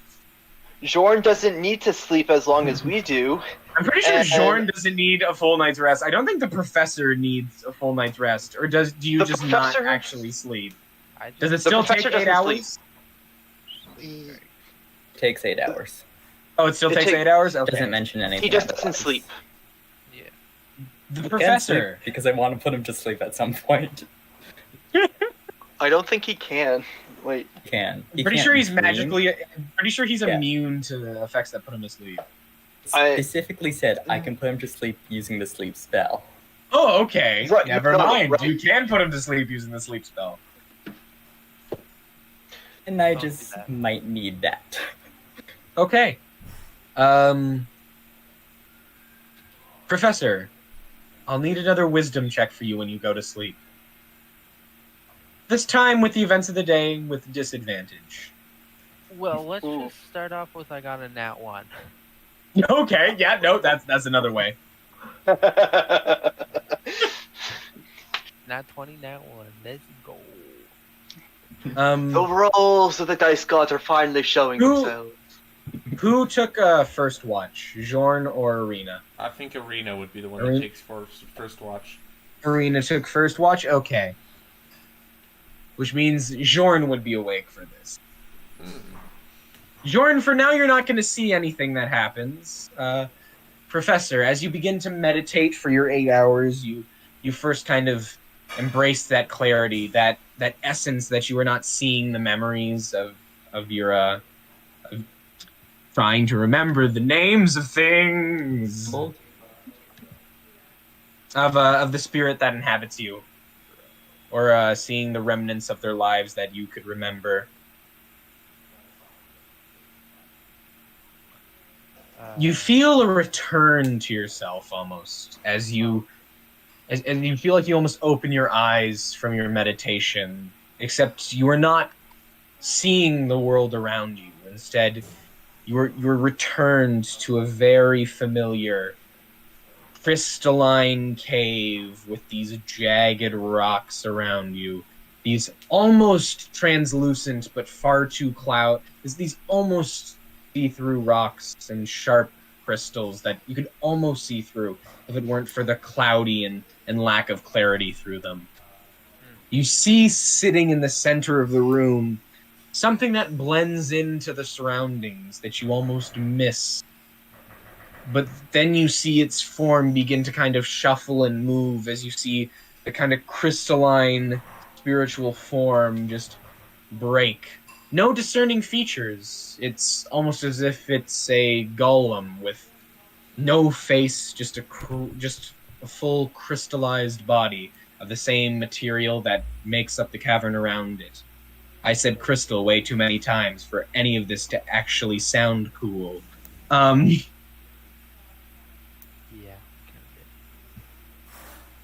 As you sit there and open your eyes, you look at it, and it looks back at you. Oh. my god. Oh my god. What is it? You've been here before. You know his name. Are you... Its name. Are you humble? Yeah, that's the name. I do not think I should have to reintroduce myself Okay, I don't like you anymore. this many times. Professor, What do you want? Ooh. you let me in because you wanted knowledge. Because you wanted to see the world around you. See it through a different lens, to know it to be true. I could have given you knowledge. You almost had knowledge. Well, Why didn't you take it? they didn't let me. They It's a took poor man's excuse. They didn't let me. They took my book. You could have taken it anyways. But they're my friends. Sort of. Ish. Maybe. You don't have friends when you want this much knowledge and power. But You, my friend, made a deal and are I did not. I did not holding up to your end. not. You're make supposed to any enrich deal. me while I enrich you. Demon. I've helped enrich you. You haven't helped enrich me. You are annoying. Yes, I'm annoyed. Not what I said.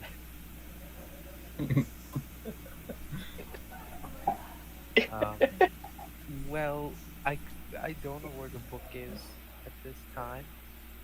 I don't have No. it anymore. I can't feel it either. Why was it so important? What do you want it for? What do I want it for? It was knowledge, What do we touched by a god. Everything we could have seen, we could have known, we could have learned together. They didn't let me have it. They took it More away from excuses. You'll get another chance. And next time, I expect you to remember to take it. me. And as he says that to you, you kind of feel a searing pain throughout your arms. Jorn, make a perception check while you're on watch. Banana time. Perception. The one stat I don't Bad have thing that I'm minuses liking at. the spirit. Banana time. 16. Okay. Simultaneously, as in your dream, the crystalline form takes his hand that kind of comes down to a point and touches your forehead, almost slightly just ever so slightly piercing the skin. Jorn, unaware of what's happening inside the professor's mind, you see his body begin to shake and seize as you begin to see these kind of jagged cuts appear inside his arms, as you see these rocky shards of crystal almost poke through his skin and then recede ever so slightly, but not all the way. You still see a faint shimmer as the moonlight hits his arms, and these small pockmark crystal shards are now poking through his arms. Banana. And to you, he says, Professor, inside your mind, remember, I'm you and you're me now. We're in this together. Jordan's just like staring at the professor's arms. He has, knowing what he saw last time something like this happened, he has his maul ready and is just kind of eyeing it down. Like, he's prepared to disarm the professor.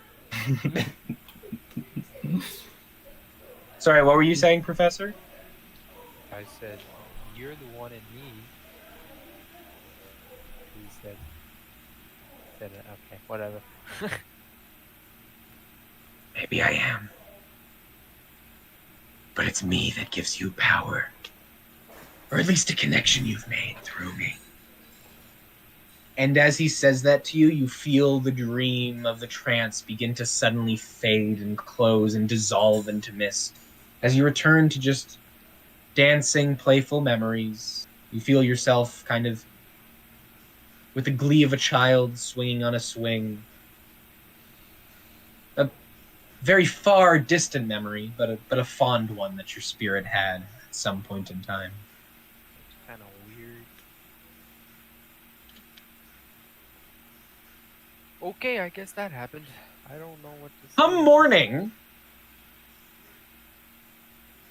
Professor, as you awake, you feel yourself and begin to notice for the first time the shards that are poking through your arm now. What the?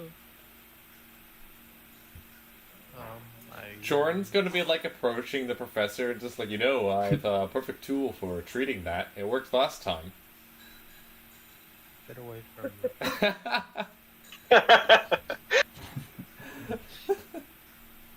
I will file a restraining order on you. Hey, you're on my mission, not your mission. Well, Wonder you cost me it. how much would I have gone through my book while on watch? While on watch, we'll knock off another 2 hours. Okay. Actually, you didn't cast Find Familiar tonight, so you can actually knock off 3. I'm just gonna knock off 2 because she would not be paying attention to that book. Okay, got it. And around with Find Familiar stuff. Because why not? Just dicking around with the eagle. I mean the hawk. Mist hawk. Caw. Okay. Enough of You heard that. that one. Yeah, you heard that one? Yes. Yeah. Okay. So the lesson of the story is not to try, because when you try, people miss all the work you do. But when you just do something half-assed, everybody sees it and is mesmerized. You should always do things half-assed. Sees and hears it. Okay. You all wake for your 3rd day of travel. You would know, but from perusing the map, Ariena, that this is the amount of time it would take you to travel at this altitude to actually get to Starin Flaxus. So coming around 3 to 4 p.m.-ish, you will eventually reach that city's perimeter. Sweet. Okay. With that being said, as you embark on your day's travel throughout this high altitude, I need somebody else to roll me another D100.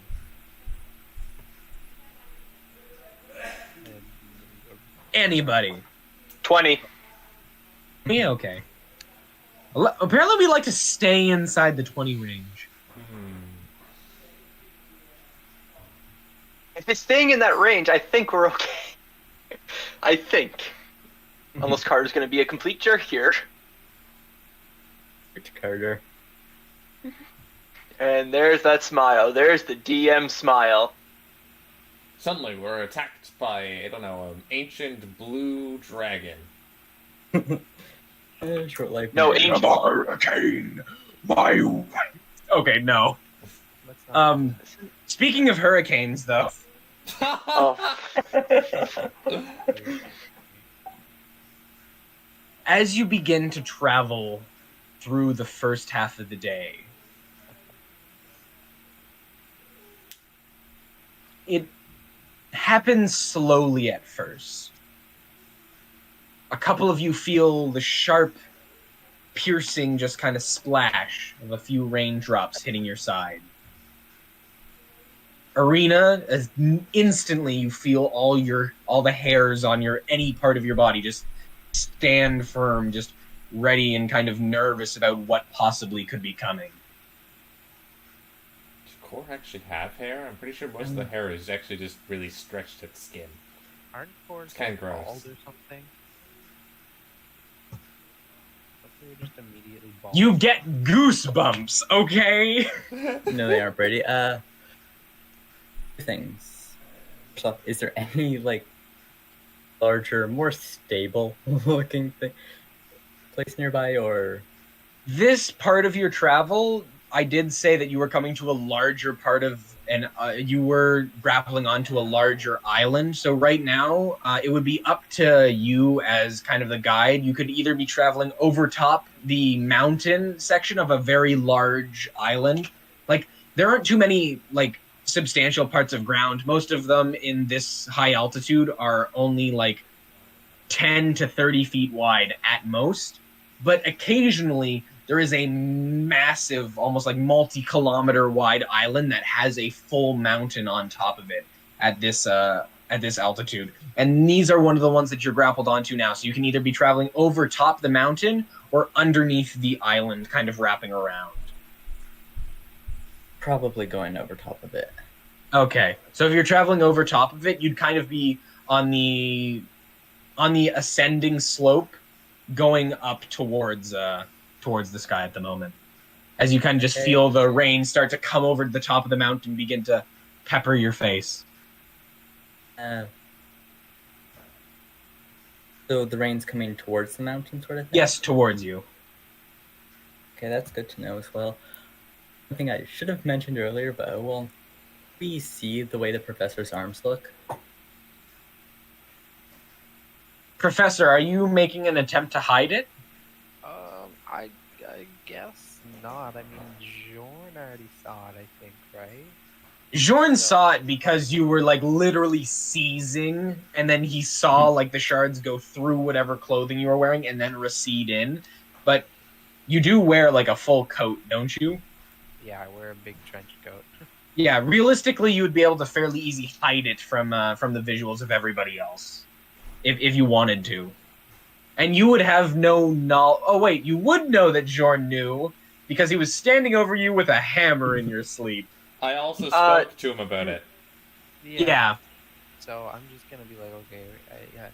I'm not gonna try to hide it, but I'm assuming it's getting covered up by my trench coat, anyways. You'd probably see like a little bit of pock marks on his coat from where the stuff pierced through. Like his coat looks a little bit more tattered than usual, but other than that, you wouldn't see anything specific. Okay. I'm not gonna bother with that. I think it's best if we stay here now. It seems like a storm might be coming through, and my experience, it's safer to be on this side of the storm than trying to sit on the other side of the mountain through it.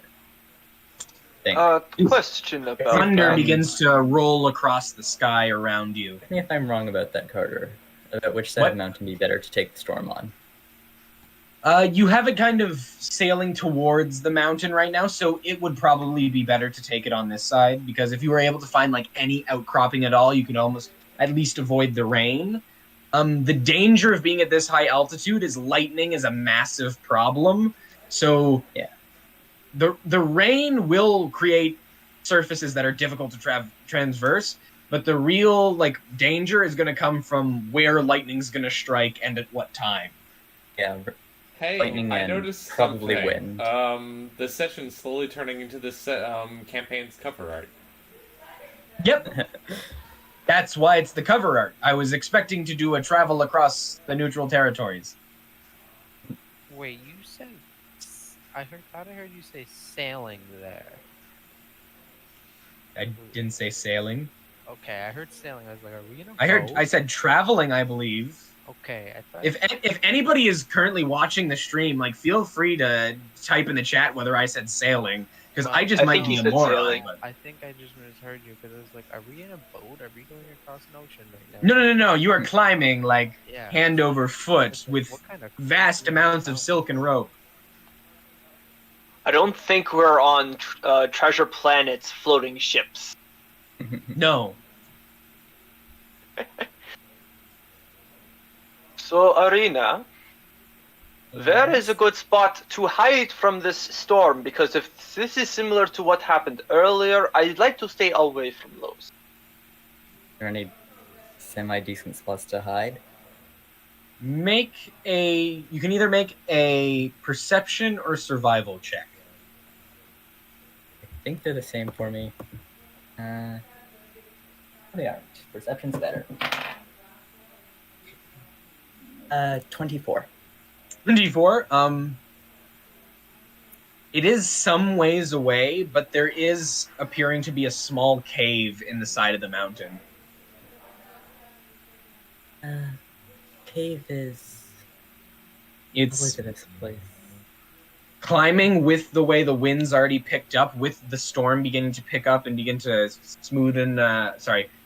wet in the side of the soak the side of the mountain. Soak is the word I was looking for. No, Begin you're to looking soak for the side of the moist. mountain. Travel there is probably going to take like 15 to 20 minutes, but like there is a place where you can seek shelter if you so choose.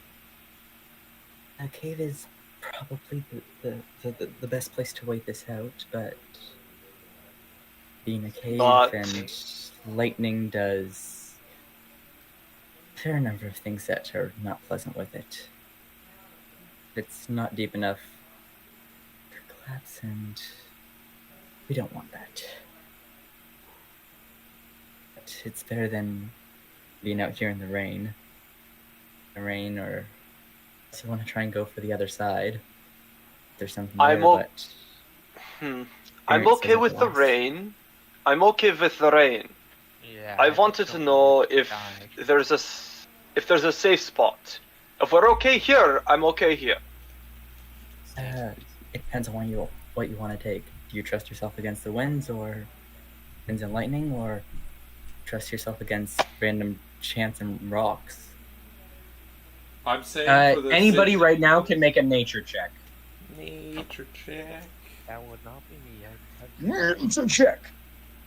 Ooh, that's a 8. 21. 9. Felix, as you look up at the mountain past Ariena, as she's turned back to look at you, you see kind of this faint glow in the rock momentarily, about maybe 100 to 100 feet up the mountain. As you suddenly see this lightning bolt crackle down from the now dark sky, slam into the side of the mountain, and you see rocks begin to pour towards you down the side of the face. Everybody, can you make a dexterity saving throw? Felix, you have advantage because you saw it coming. I cast Enhance Ability on the professor. Yeah, you can have done that preemptively. I mean, assuming we see these rocks. It's not. something Yeah. we Once can you see everything coming down, then yeah, you could cast Enhance Ability on the professor as an action. Bradey, you have advantage on that check. So I'll probably they're quite a ways away. I'll probably take a round to get to you. Thanks, Owen. I rolled a 7 Dexterity and a 6. saving throw 19 for Jorn. Okay. 7 for professor. So 7 for the professor. How much for you, Felix? 6. Oh my god. I rolled a 3 and a 2, and I have a plus 3. die. Jorn, you being the most physical, not necessarily the most physical, but the most used to kind of battering down and maintaining yourself under harsh fire, you see the rocks coming and you instantly just kind of unhook yourself from the harness and kind of slide yourself across the side of the mountain to grasp and jump onto a ledge that's slightly out of the way of all the rocks and are able to swing out of the way entirely.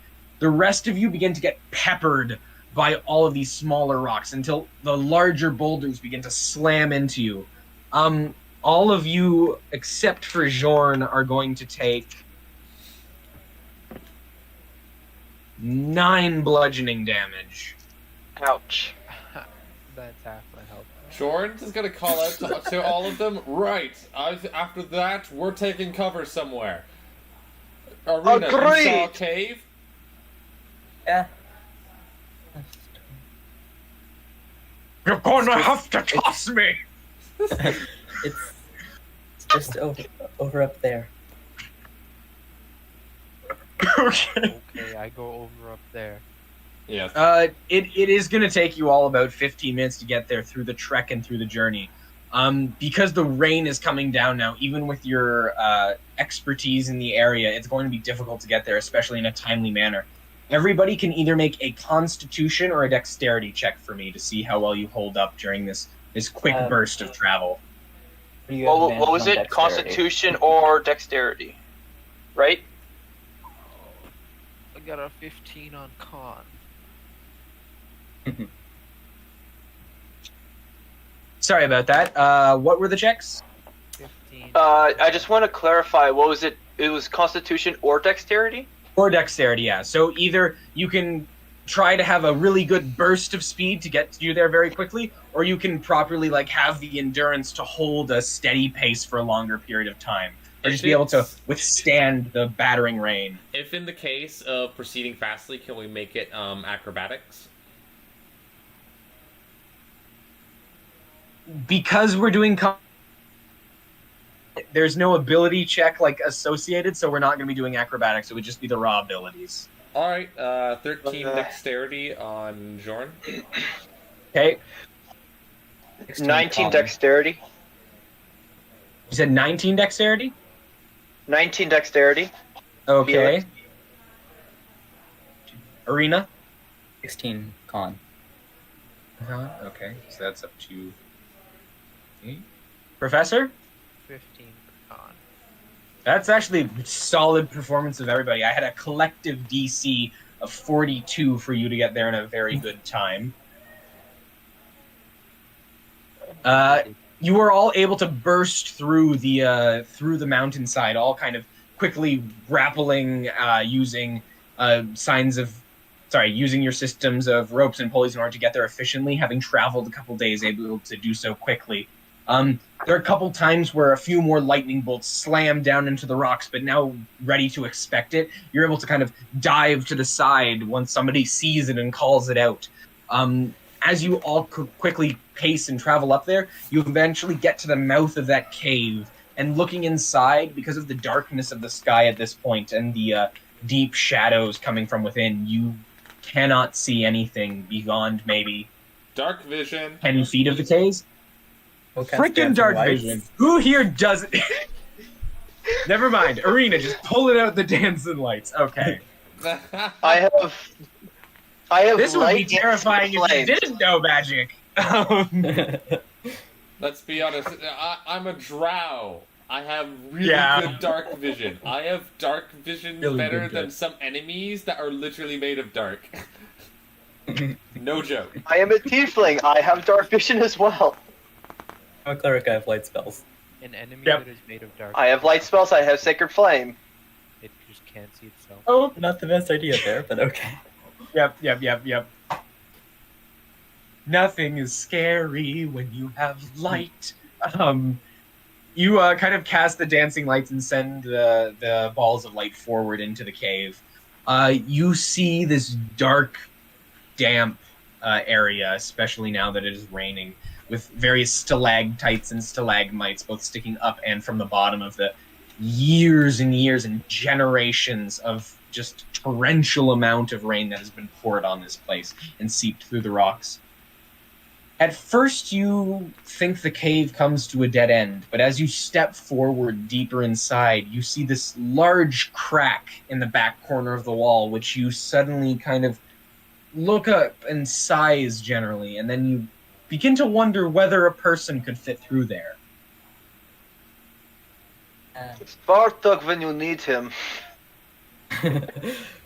Or it's for Going to stay outside the anyways. cave. And moving on. Jordan's gonna be like, there's a crack that we could potentially go further into. Potentially, you are at the end of the cave, but there's a crack that's probably about, say, this is the width of a body. Maybe it comes to here. You could force yourself through it if you really tried, but it's definitely going to be uncomfortable. Jordan just kind of noting, are we safe where we are? It's hard to say. The real question is, are rocks and rain flooding into this cave? It is flooding at the edge, kind of coming over the lip and pouring into the cave just a little bit. The cave has no danger of flooding. You can't Prep from the predict wall. where lightning is going to strike, though. You can't guarantee that it's not going to hit the cave entrance and seal it off. You can't guarantee that it's not going to strike the floor of the cave and knock it out. It's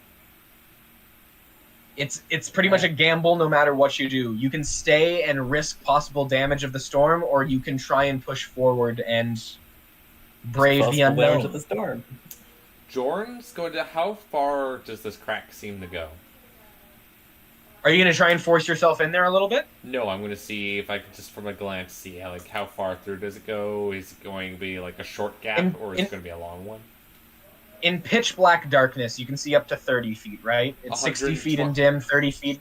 Oh no, you're a dark elf, so you got 120 in dim and 60 feet in dark. Yeah, I have superior dark vision. I can see. Yeah, you got you got that primo stuff. Yeah. 801 dark vision. Freaking uncut. Looking in, you see about 40 feet into the cave, and then the wall kind of blocks it off, and it appears that it turns far enough where you can't really see much farther. It does appear it gets a little bit wider as it goes though, so hypothetically it might become a little bit more of a comfortable kind of shift as you move through the cave.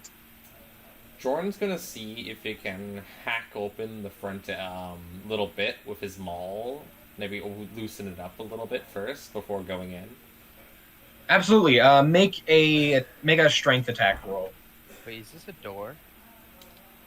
It's a crack in the cave wall that you I hypothetically used could Eldritch fit through. Blast on it.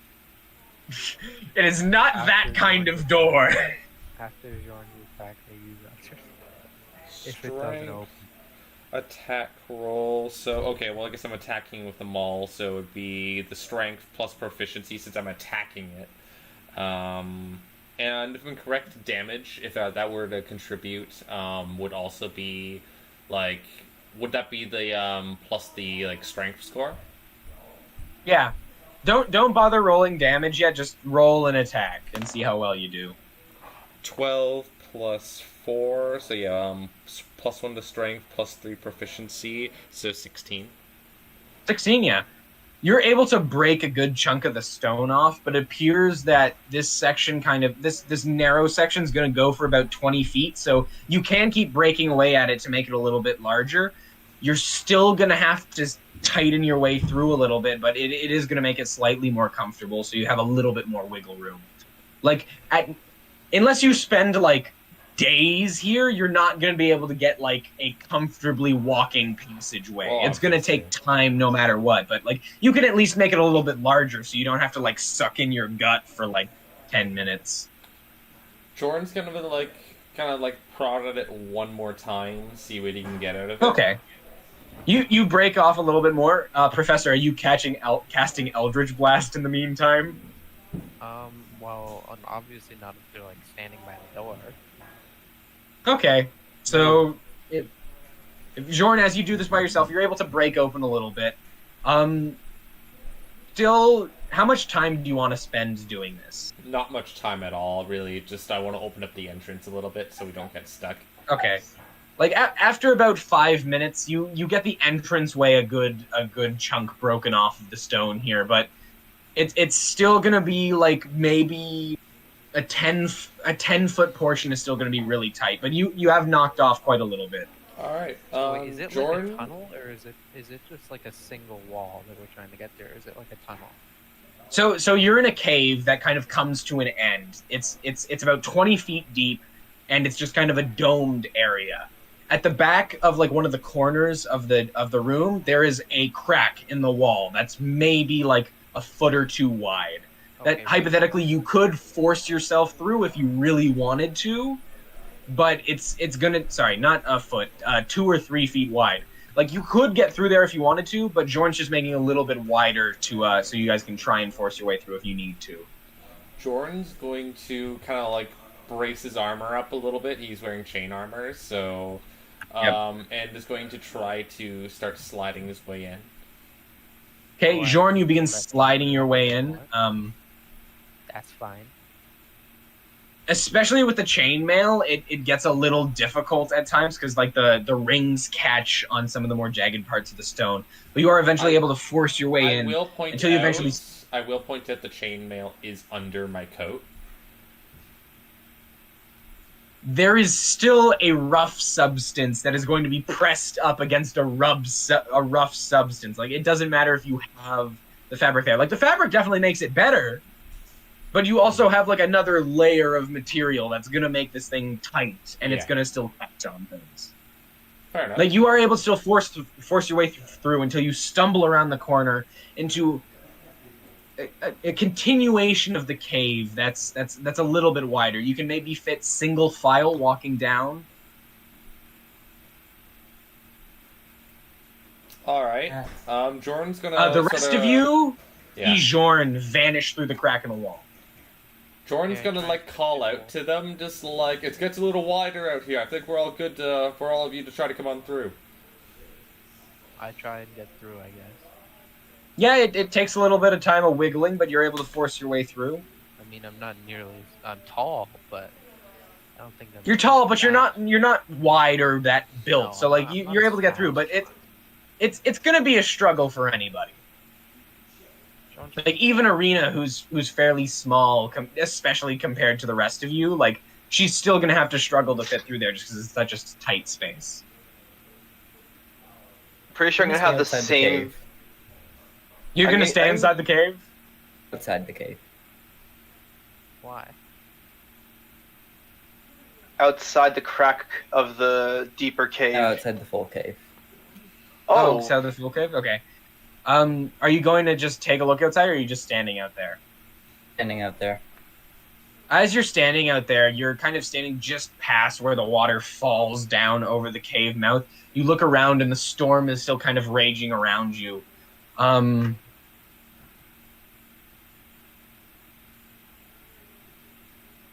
There is no sign in the sky that it's going to let up any time soon. Okay. We're just gonna stay there anyways. Okay. Felix, what are you doing? I'm going to witness Ariena just standing out there, presumably now not looking at the sky, so presumably not looking at the weather anymore, and just standing there, and I'm going to go see if there's something wrong or what's going on. Is everything all right out here? I really rather not be in there. Last cave was bad enough. I really like this one. I'm sorry. Arms, none of it. I don't like it. The last cave? Not important. Jordan's gonna be like calling out from the crack and just like, let's get a move on. What if I open? Chill out, you big oaf. Oh, and if I open it wider, would you want to come through? No. Like You're inside a crack. Yeah. Well, I can still cast Eldritch Blast in the crack. Guys, go on ahead. Really? Yeah. Whatever, baby. Bye bye. Are the rest of you actually like going to be moving ahead through the crack without Ariena? I'm going to not go through the crack, but I'm gonna go into the cave. Okay, you're gonna go like into the 20-foot like area that's just kind of out of the range. Okay. Yes. Jorn and Professor, you're standing there inside the crack in the wall, and you wait for 5 or so minutes, and nobody joins you. Jordan's gonna like look at the professor. Well, I guess they were staying there then. Let's get a move on.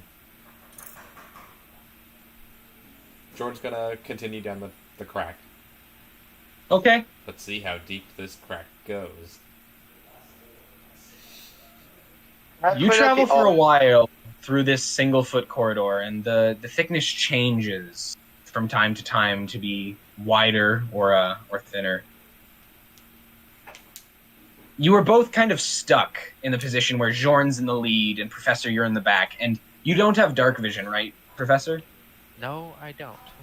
Jorn Jorn is going to cast Dancing Lights.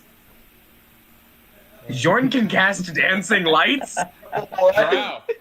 Drow magic. I thought they had Even bloody. the fighter! Even the fighter! Drow magic. Jordan's Yep, I know what it is. It's just... Jordan's going to put out his hand and Ooh, blow this on is it gonna be as, spooky and intimidating because they can't see. Everybody's got light. I don't have light. Except for Brad. Except Jorn's with him, so Jorn's providing light. So Jordan's gonna just gonna cast it the 4 lights are gonna conjure in his palm, and he's gonna blow them out in the line, and I'll just follow along with them. Okay. The dots kind of Pac-Manning-esque this hallway now, just as the two of you kind of travel through. Seriously though, you travel. Yeah. I've out spellcast the spellcaster, and I'm not a spellcaster.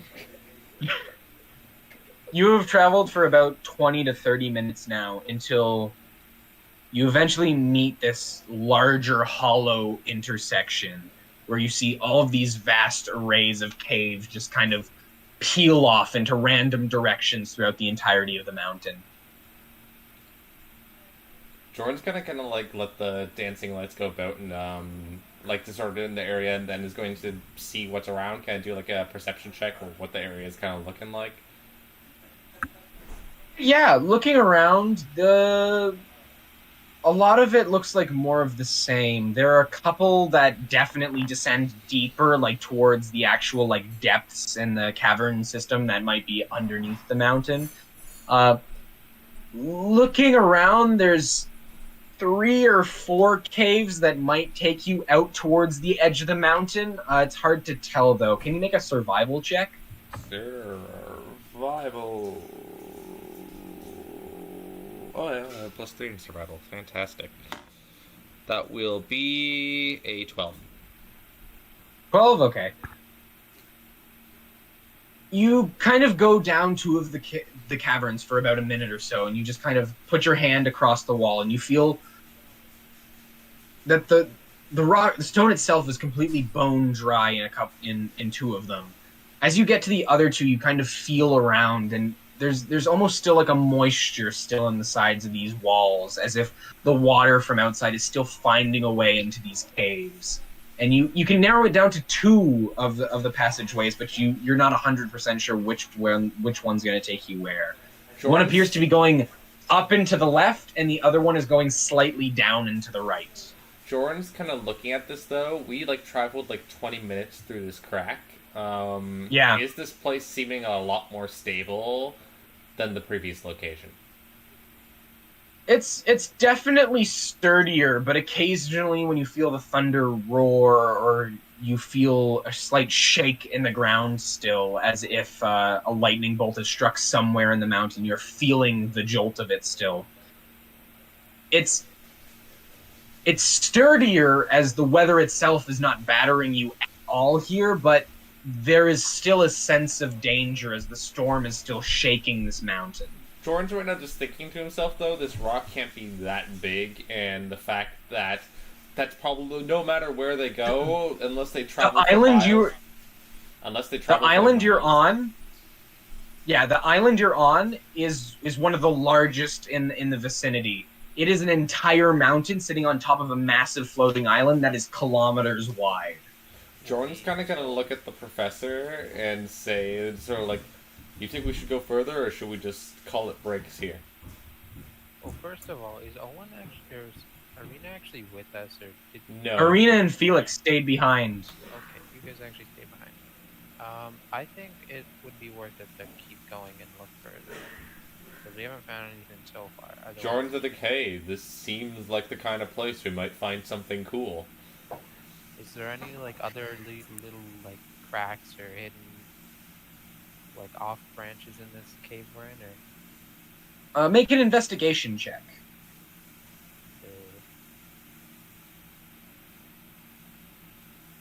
Okay, nat 20. I don't. There are lots of cracks here. None large enough to actually move through. None besides the several caves that are twisting outwards into various parts of the mountain. If you walk up to a couple of the cracks, you think you can see like the outline of caves that might be on the opposite sides of a barrier wall, but you can't really see much from this side. Okay. I guess. But is there still like I- the main path that we were originally going down? Or? There's still the path you came from, but it kind of comes to this nexus point where it just branches out in all directions. There is no real forwards directly going in the opposite directions. They all kind of snake off in various places. Jorn's kind of like gonna look at like the professor. I don't know. I'm feeling that lower may not be called, but upwards. You know, you get that kind of sense that upwards is where treasure would be. I think downwards would be treasure area. Don't you? Yeah, but we're also floating in the sky, so it's not like we're gonna find a dungeon or something. Okay, yeah. I mean, it is a giant sky mountain, so that kind of would fit the theme. Okay, if You we know, have time, if we have time, we can just loop back around. Yeah, I guess we should go up. All right, Jorn's gonna start walking up the upward passage. Are you picking the one that the walls were still kind of wet and giving off signs of leading to the outside, or are you choosing one of the dry passages? Jorn's gonna choose one of the dry outside, passages, not obviously. treasure. Yeah. outside Okay. treasure. Ariena and Felix, are either of you doing anything while they've begun to traverse the mountain? Can we all appreciate that we split the party again for no reason? I am Oh, okay. Owen. resisting the urge so hard not to sick a pack of kobolds on you. There's a baby. So already. hard. So, tell me, why do you hate caves? There really isn't much to say here.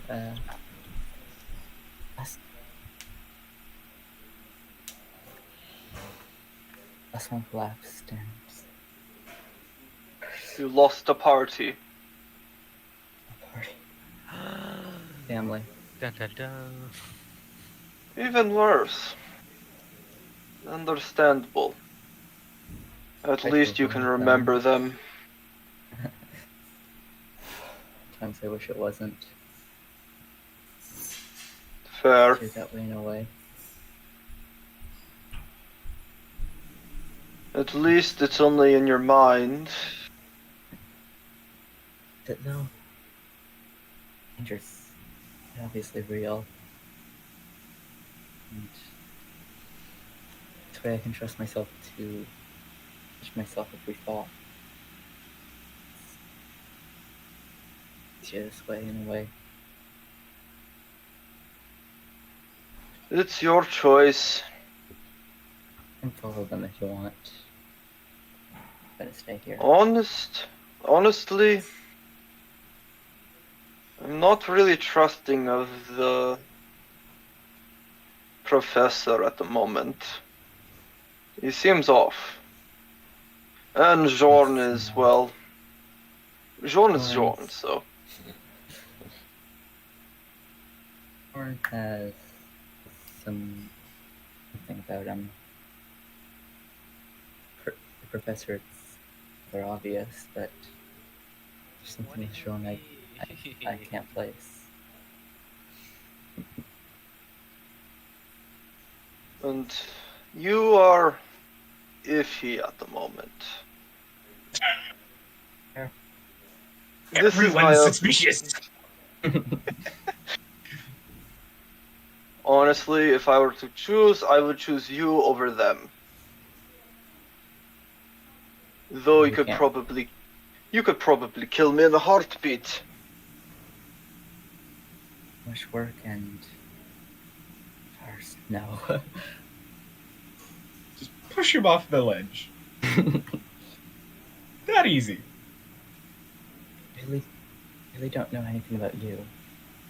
Letters are fairly easy to read, but no anything really.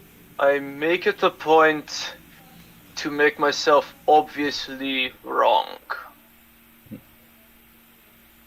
For example, I'm cursed.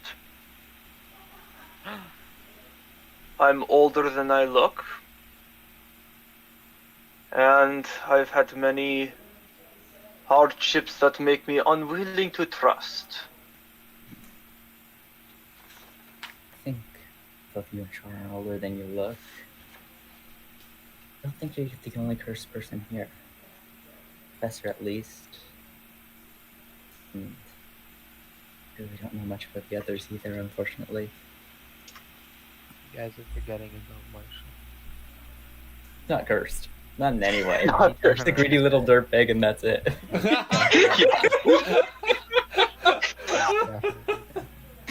Not cursed with inaccurate. axes. What do you say the professor is cursed with? Because I don't think he's cursed more mentally than I am. Are we having an emo off?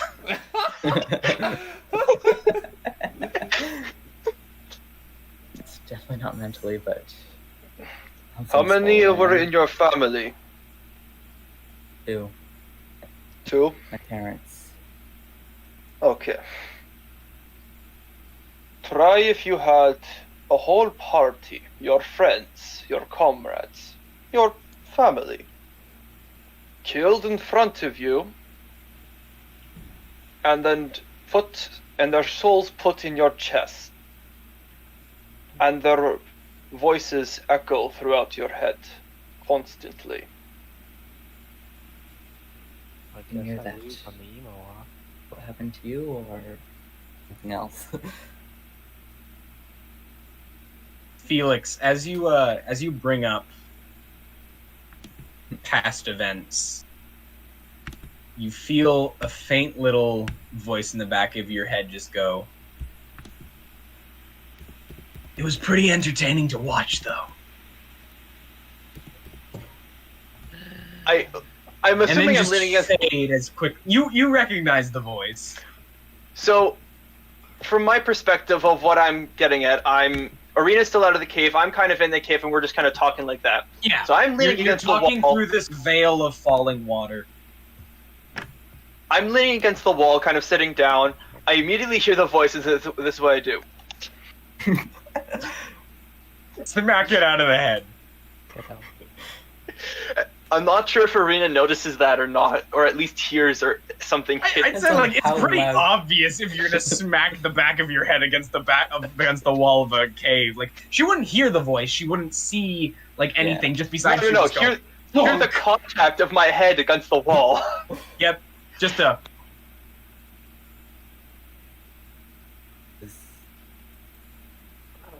What's that?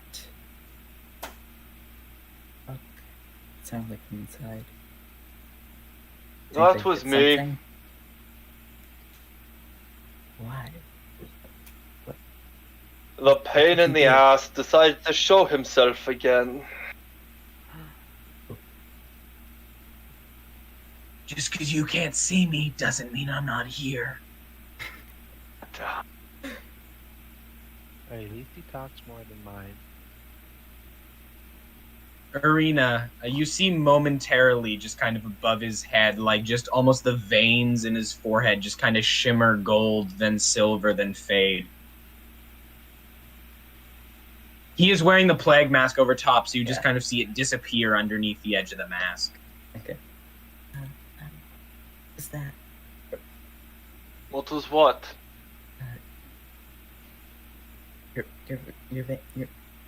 Your skin, it changed color. My skin is white. How does it change color from a white to... You're not making any sense. Not your skin, the veins in your head. They became bald for some reason.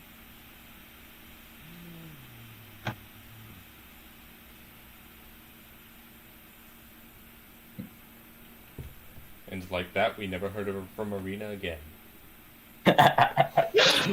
Gone. And then I Alright. pushed her off the ledge. Alright, time to TPK. Yeah. Kill Ariena, then kill your. They know too much. It's best. Actually. You're a cleric, yes? Yes. What is your familiarity with celestials? A little bit of familiarity. It does, but nothing particularly special. There are different ranks of celestials. I have one inside of me. I think it's He kind is of a cel- unfair to put me on a ladder with the rest of them. Shut up, I'm a I'm little getting bit to better. that. I'm getting to that, you selfish prick. I just want to make sure that you're telling them the truth. Are we just gonna ignore the fact that He Owen is- literally picked up what I can only describe as a bucket and drank from it and then just put it down? Lawn mowing and fencing, I need it for both.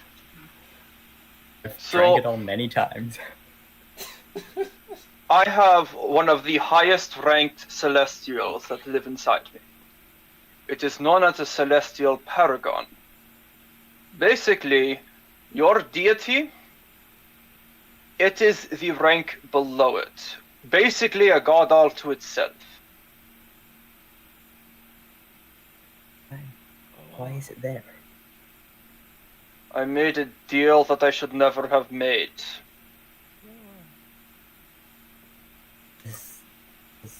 Does this deal have anything to do with I mentioned before? The curse? Yes. Yeah. Yes, it does. It's an arrogant prick that decided to trap my friends' souls inside my body for eternity. My goal is to get them out and give them a new life. It's like a good goal, but if you've been alive for this long, you must know something or someone who can fix that. I've been asking around, not gotten anything yet. It's a rare curse, I could say. Or you could say. Not only that, but I've basically been shunned throughout the entire world. Tiefling and all. Vassenra is kind of the only place I can kind of feel home. Even then it's... It's Vassenrai. Yes. All the technological crap. I prefer magic and medicine. Though it does have an advantage. There's a good amount of medicinal progress in Vassenrai as well. That's why I said they do have their advantages. Sorry, I just wanted to make sure that was clear. No, I kind of figured as much that their medicine would be a lot more technologically advanced, and I'm like, they have their advances, but I still don't like them. It's definitely not a priority on their government's list. Nope. Uh, But yeah. you have tried faith, tried a god? You said I it have was one good. inside me. It You said basically restricts my connection per se to the others. However, I do have the knowledge of the others. It basically is its own personality that likes to say, I am the only one here and that will ever be. You can know of the other ones, but I am the one true one that you'll never get to know.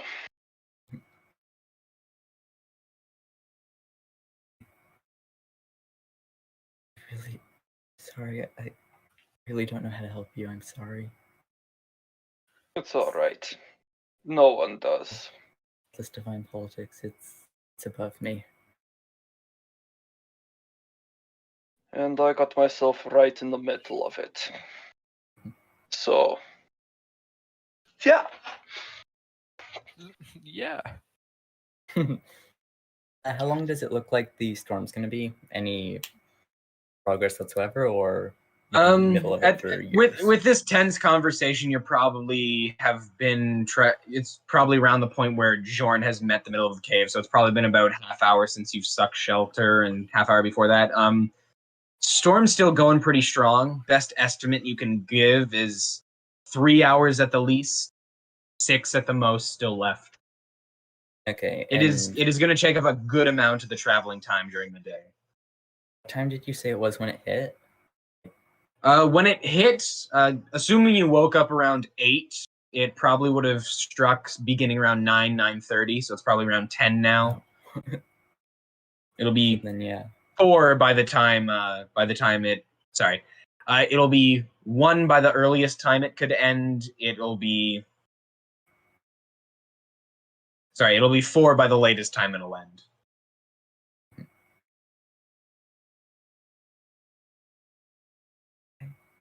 Are you staying here?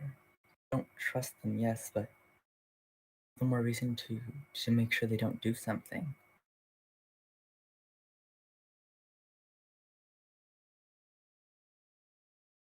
To be honest, I really could care less about you guys.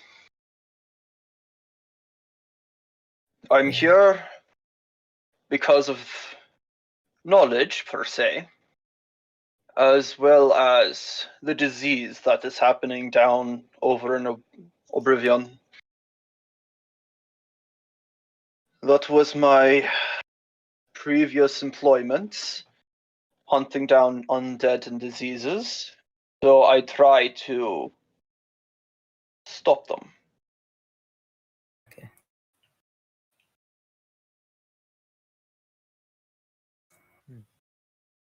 If he says anything else, she's just going to stay silent for the however long it takes for something to change. Okay. Just like, so what's your favorite color? Stays completely silent. What's the average airspeed velocity of an unladen swallow? Wait, I don't understand. Silent. African or American? Completely silent. After that tense conversation, you feel a faint voice in the back of your head, Felix, just go, "Do you want to hear him? I can always give you a sneak peek." You do that enough as it is. What enough? You don't want to hear through the gap? And you just faintly hear the small sound, a very dull and muffled sound of just faint screaming coming from somewhere inside your head.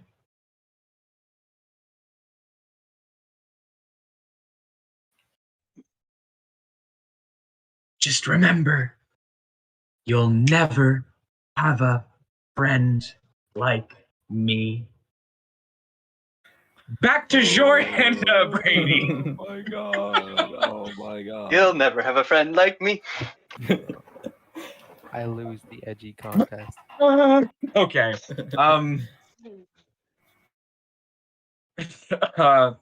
Jorn and the professor, as you begin to travel through this this cave, you feel a sense of warmth kind of come through the cavern as you come out into a much larger open area. Yet again, after about an hour or so of walking down this path, as you get into a heart of the mountain, where you see this large, vast, open expanse of just faint trickles of magma and lava pour through this mountain. It's faint, but the light it gives off is bright, and the remainder of it is beginning to fade and harden at the edges, as it has no longer had the actual crust of the earth to warm. But it was a large cavern that was filled with it once, but now just faint pools trickle everywhere.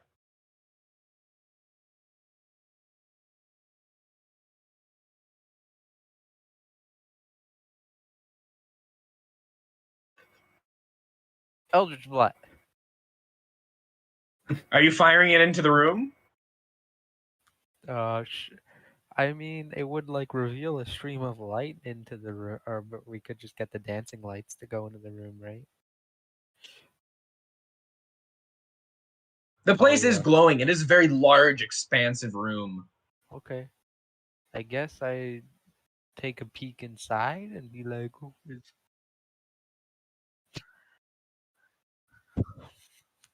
Yep. is anybody Make it home?" as you send it all the lights out there and begin to look around the room. Make a general perception check.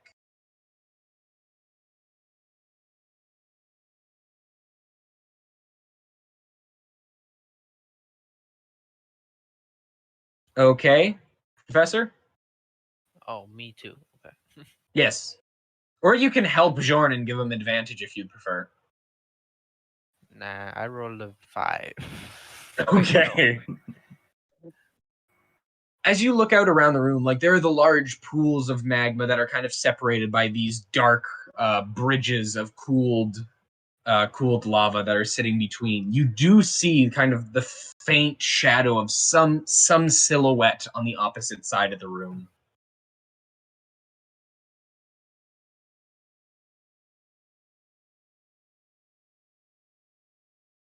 Yeah.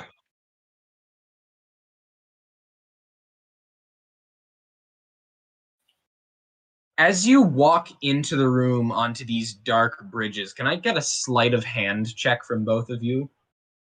Mm-hmm.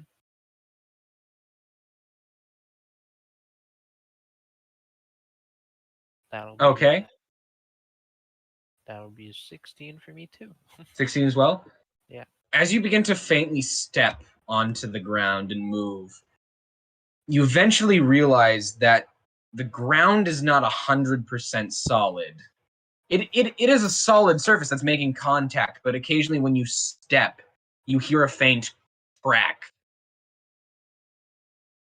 I don't know if any of you know this, but the product of lava cooling is not necessarily a solid substance by itself. Obsidian is a lot more like a glass.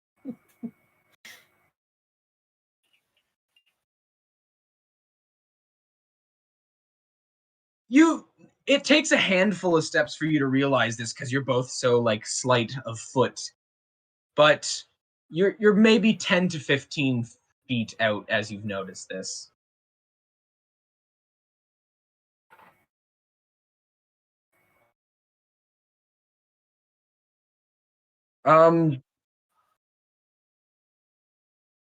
Yes. Make another perception check, or make investigation because you're looking for something specific now. 3? No way. You want to help him, Professor, or do you want to roll by yourself to do something? I'm gonna roll for whatever it is by myself. Investigation. That's a 24. 24, yeah. Jorn, you begin to look around and you start to notice the differentiates between the dark black and the gray of the wall. You see nothing close to you, particularly close to you, besides the wall of the cavern that you just came from, that actually has a strong discoloration. Professor, you see a couple of veins of normal rock that separate the bright lava and the dark black obsidian. You can probably get there fairly safely by balancing between these two areas, but it is still going to be difficult. There is a faint, like the room itself is about 100 feet long. You've made about 15 feet. You can probably get a good distance of the way safely. You just see a silhouette that's vaguely human shaped.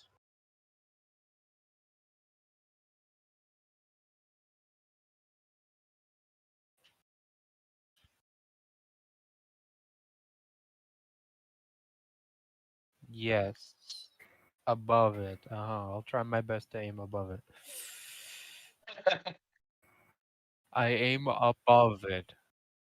How close are you trying to get to it? My phone might die, actually. Shit. We're getting close to being done, so you should be okay. Okay. I'm just gonna like snipe off the top of it, like not on its head. Like I'm pretty good with Like Eldritch Blast. apple, Like apple on firing an top of its apple off the head. top. Okay, then make an attack roll. Why don't I know how to cast spells? Hold on. Shit, sorry. Spell attack. So 16. 16, yeah, that's easy enough. You fire an Eldritch Blast, and as you sail it just over the head, you actually hear a clang of metal as the Eldritch Blast almost skims something and then fires and dissipates into the wall, and you hear something clatter onto the ground. Oh. There is no movement from the other side of the cave.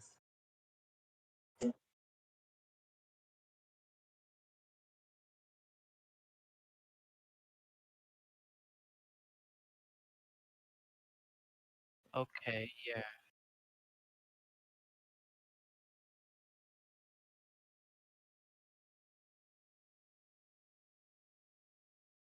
Yeah.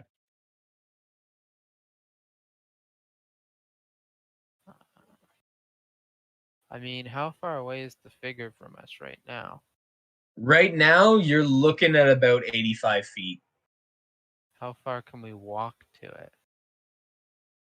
You're going to be able to make it there relatively safely. If you want to get to there, it's going to be another sleight of hand check from both of you with advantage because you found a more stable pathway, Professor. Okay. 15.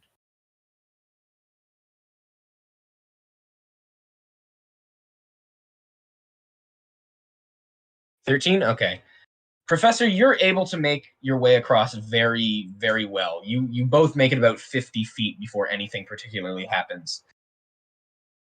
Around the 50-foot mark, Jorn, your foot finds a bad patch of obsidian, and you hear a very loud break and crack as it begins to kind of move outwards from around your foot. Nothing has fallen yet, but you get the impression that if you move, something might give in. Jorn, are you good? About 10 feet next to you, a bubbling pool just kind of goes, then gives off a hiss.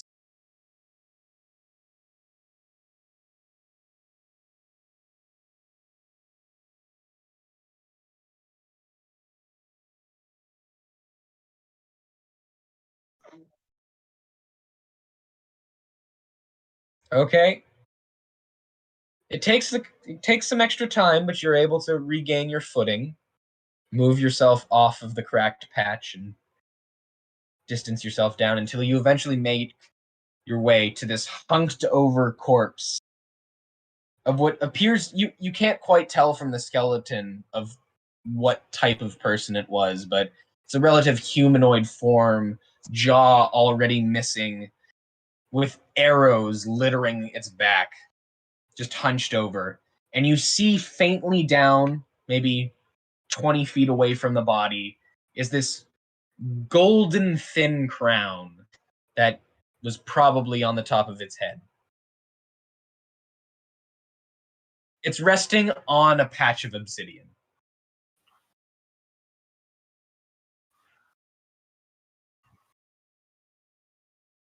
Okay. Yeah. You're gonna have to move a little bit closer to do it, and you are moving a very end heavy item, so I'm gonna have you make one more sleight of hand check just to see how well you can grab this thing. 7? Okay. As you push the maul forwards, you misjudge the weight of it a little bit, and it kind of clangs and smacks the ground. You're able to hook the end of the crown, but you do see that this place where the maul impacts the obsidian, it begins to crack and spread outwards across the front portion. Now the cracks are cracking towards you, but it's definitely covered over to the side where the crown is.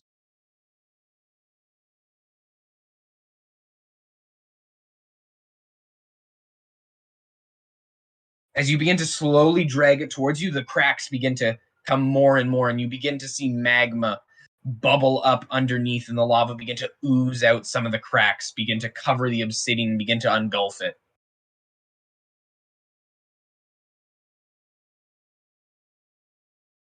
As you quickly jolt it out towards you, you pull it tight and you whip the crown towards you. Make a general dexterity check just to see how well you flick this thing towards you.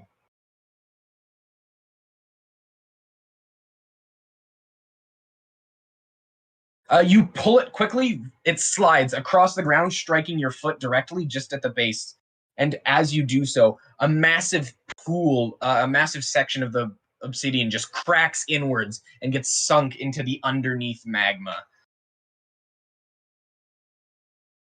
Good thing you weren't on that. Yep.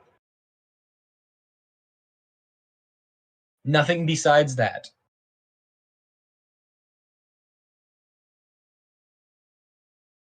There is another exit to this cavern, but it's about 30 feet above the ground on the opposite side of the now magma pool that you've created.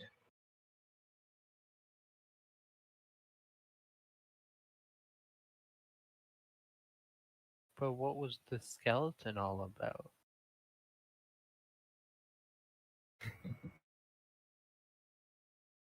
Wait, why did For you now, get just it? call it Gold Crown. I wanted it. Well, I'm the one that shot the skeleton.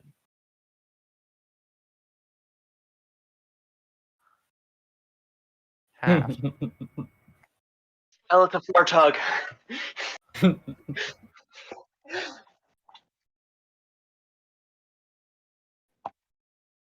You never would have went up to that skeleton if I didn't shoot that Eldritch Blast.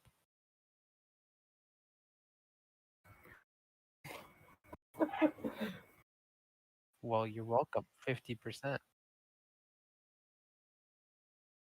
You could have. I could have walked up there just as fast as you could have.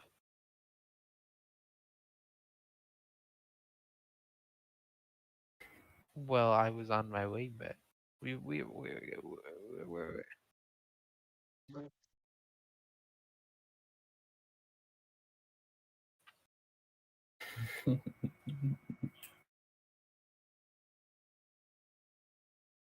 If I wasn't here in the first place, you never would have found that skeleton. If I left you back at that cave entrance, you wouldn't be. No, I want 50. 50. 30%. 35%. 35. I never said that. You misheard me. Sorry. Welcome to the debate, people. Love the contrast of your and Ariena's like fiercely, like very like not I don't think intimate's the right word, but like tense conversation of role playing. We'll do And a then die it's roll just for 50. Jordan and the professor going, nope, half, nope, a quarter. No, now half, quarter, 30%, 35%, 30. I heard 30.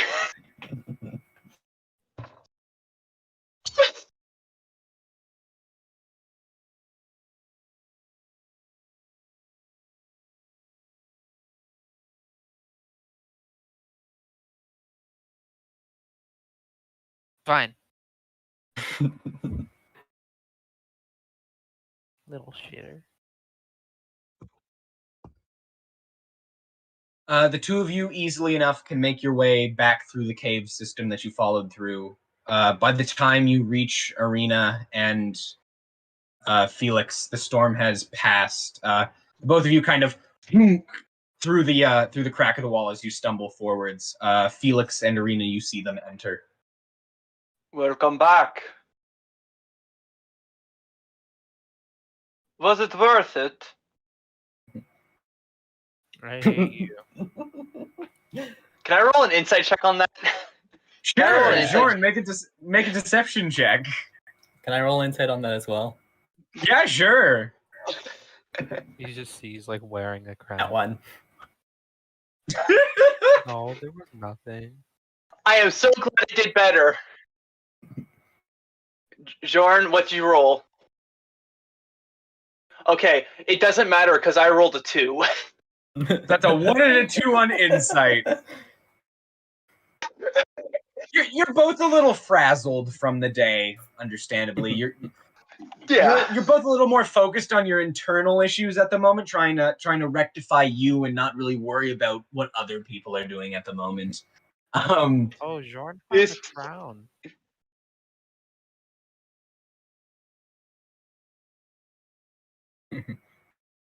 That's alright. No, thank you. It's just a shard sticking in between your toes through your boot. Yes, I think I see it right there. Okay. So, Ariena, are we ready to go?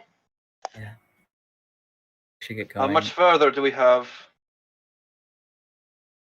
Half a day.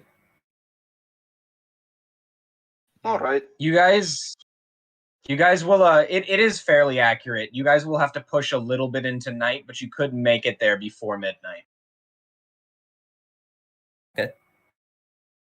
Okay. You finish climbing over top the mountain and beyond. You reinstate your system of ropes, tangling yourselves throughout the skies, moving at various amounts of with various amounts of grace, until you eventually come to the horizon. You see, with the moon behind it, this large, not necessarily structure, as a part of it is natural. You see this large rock spire just come out of the ground and kind of come into a point and then outwards at the top.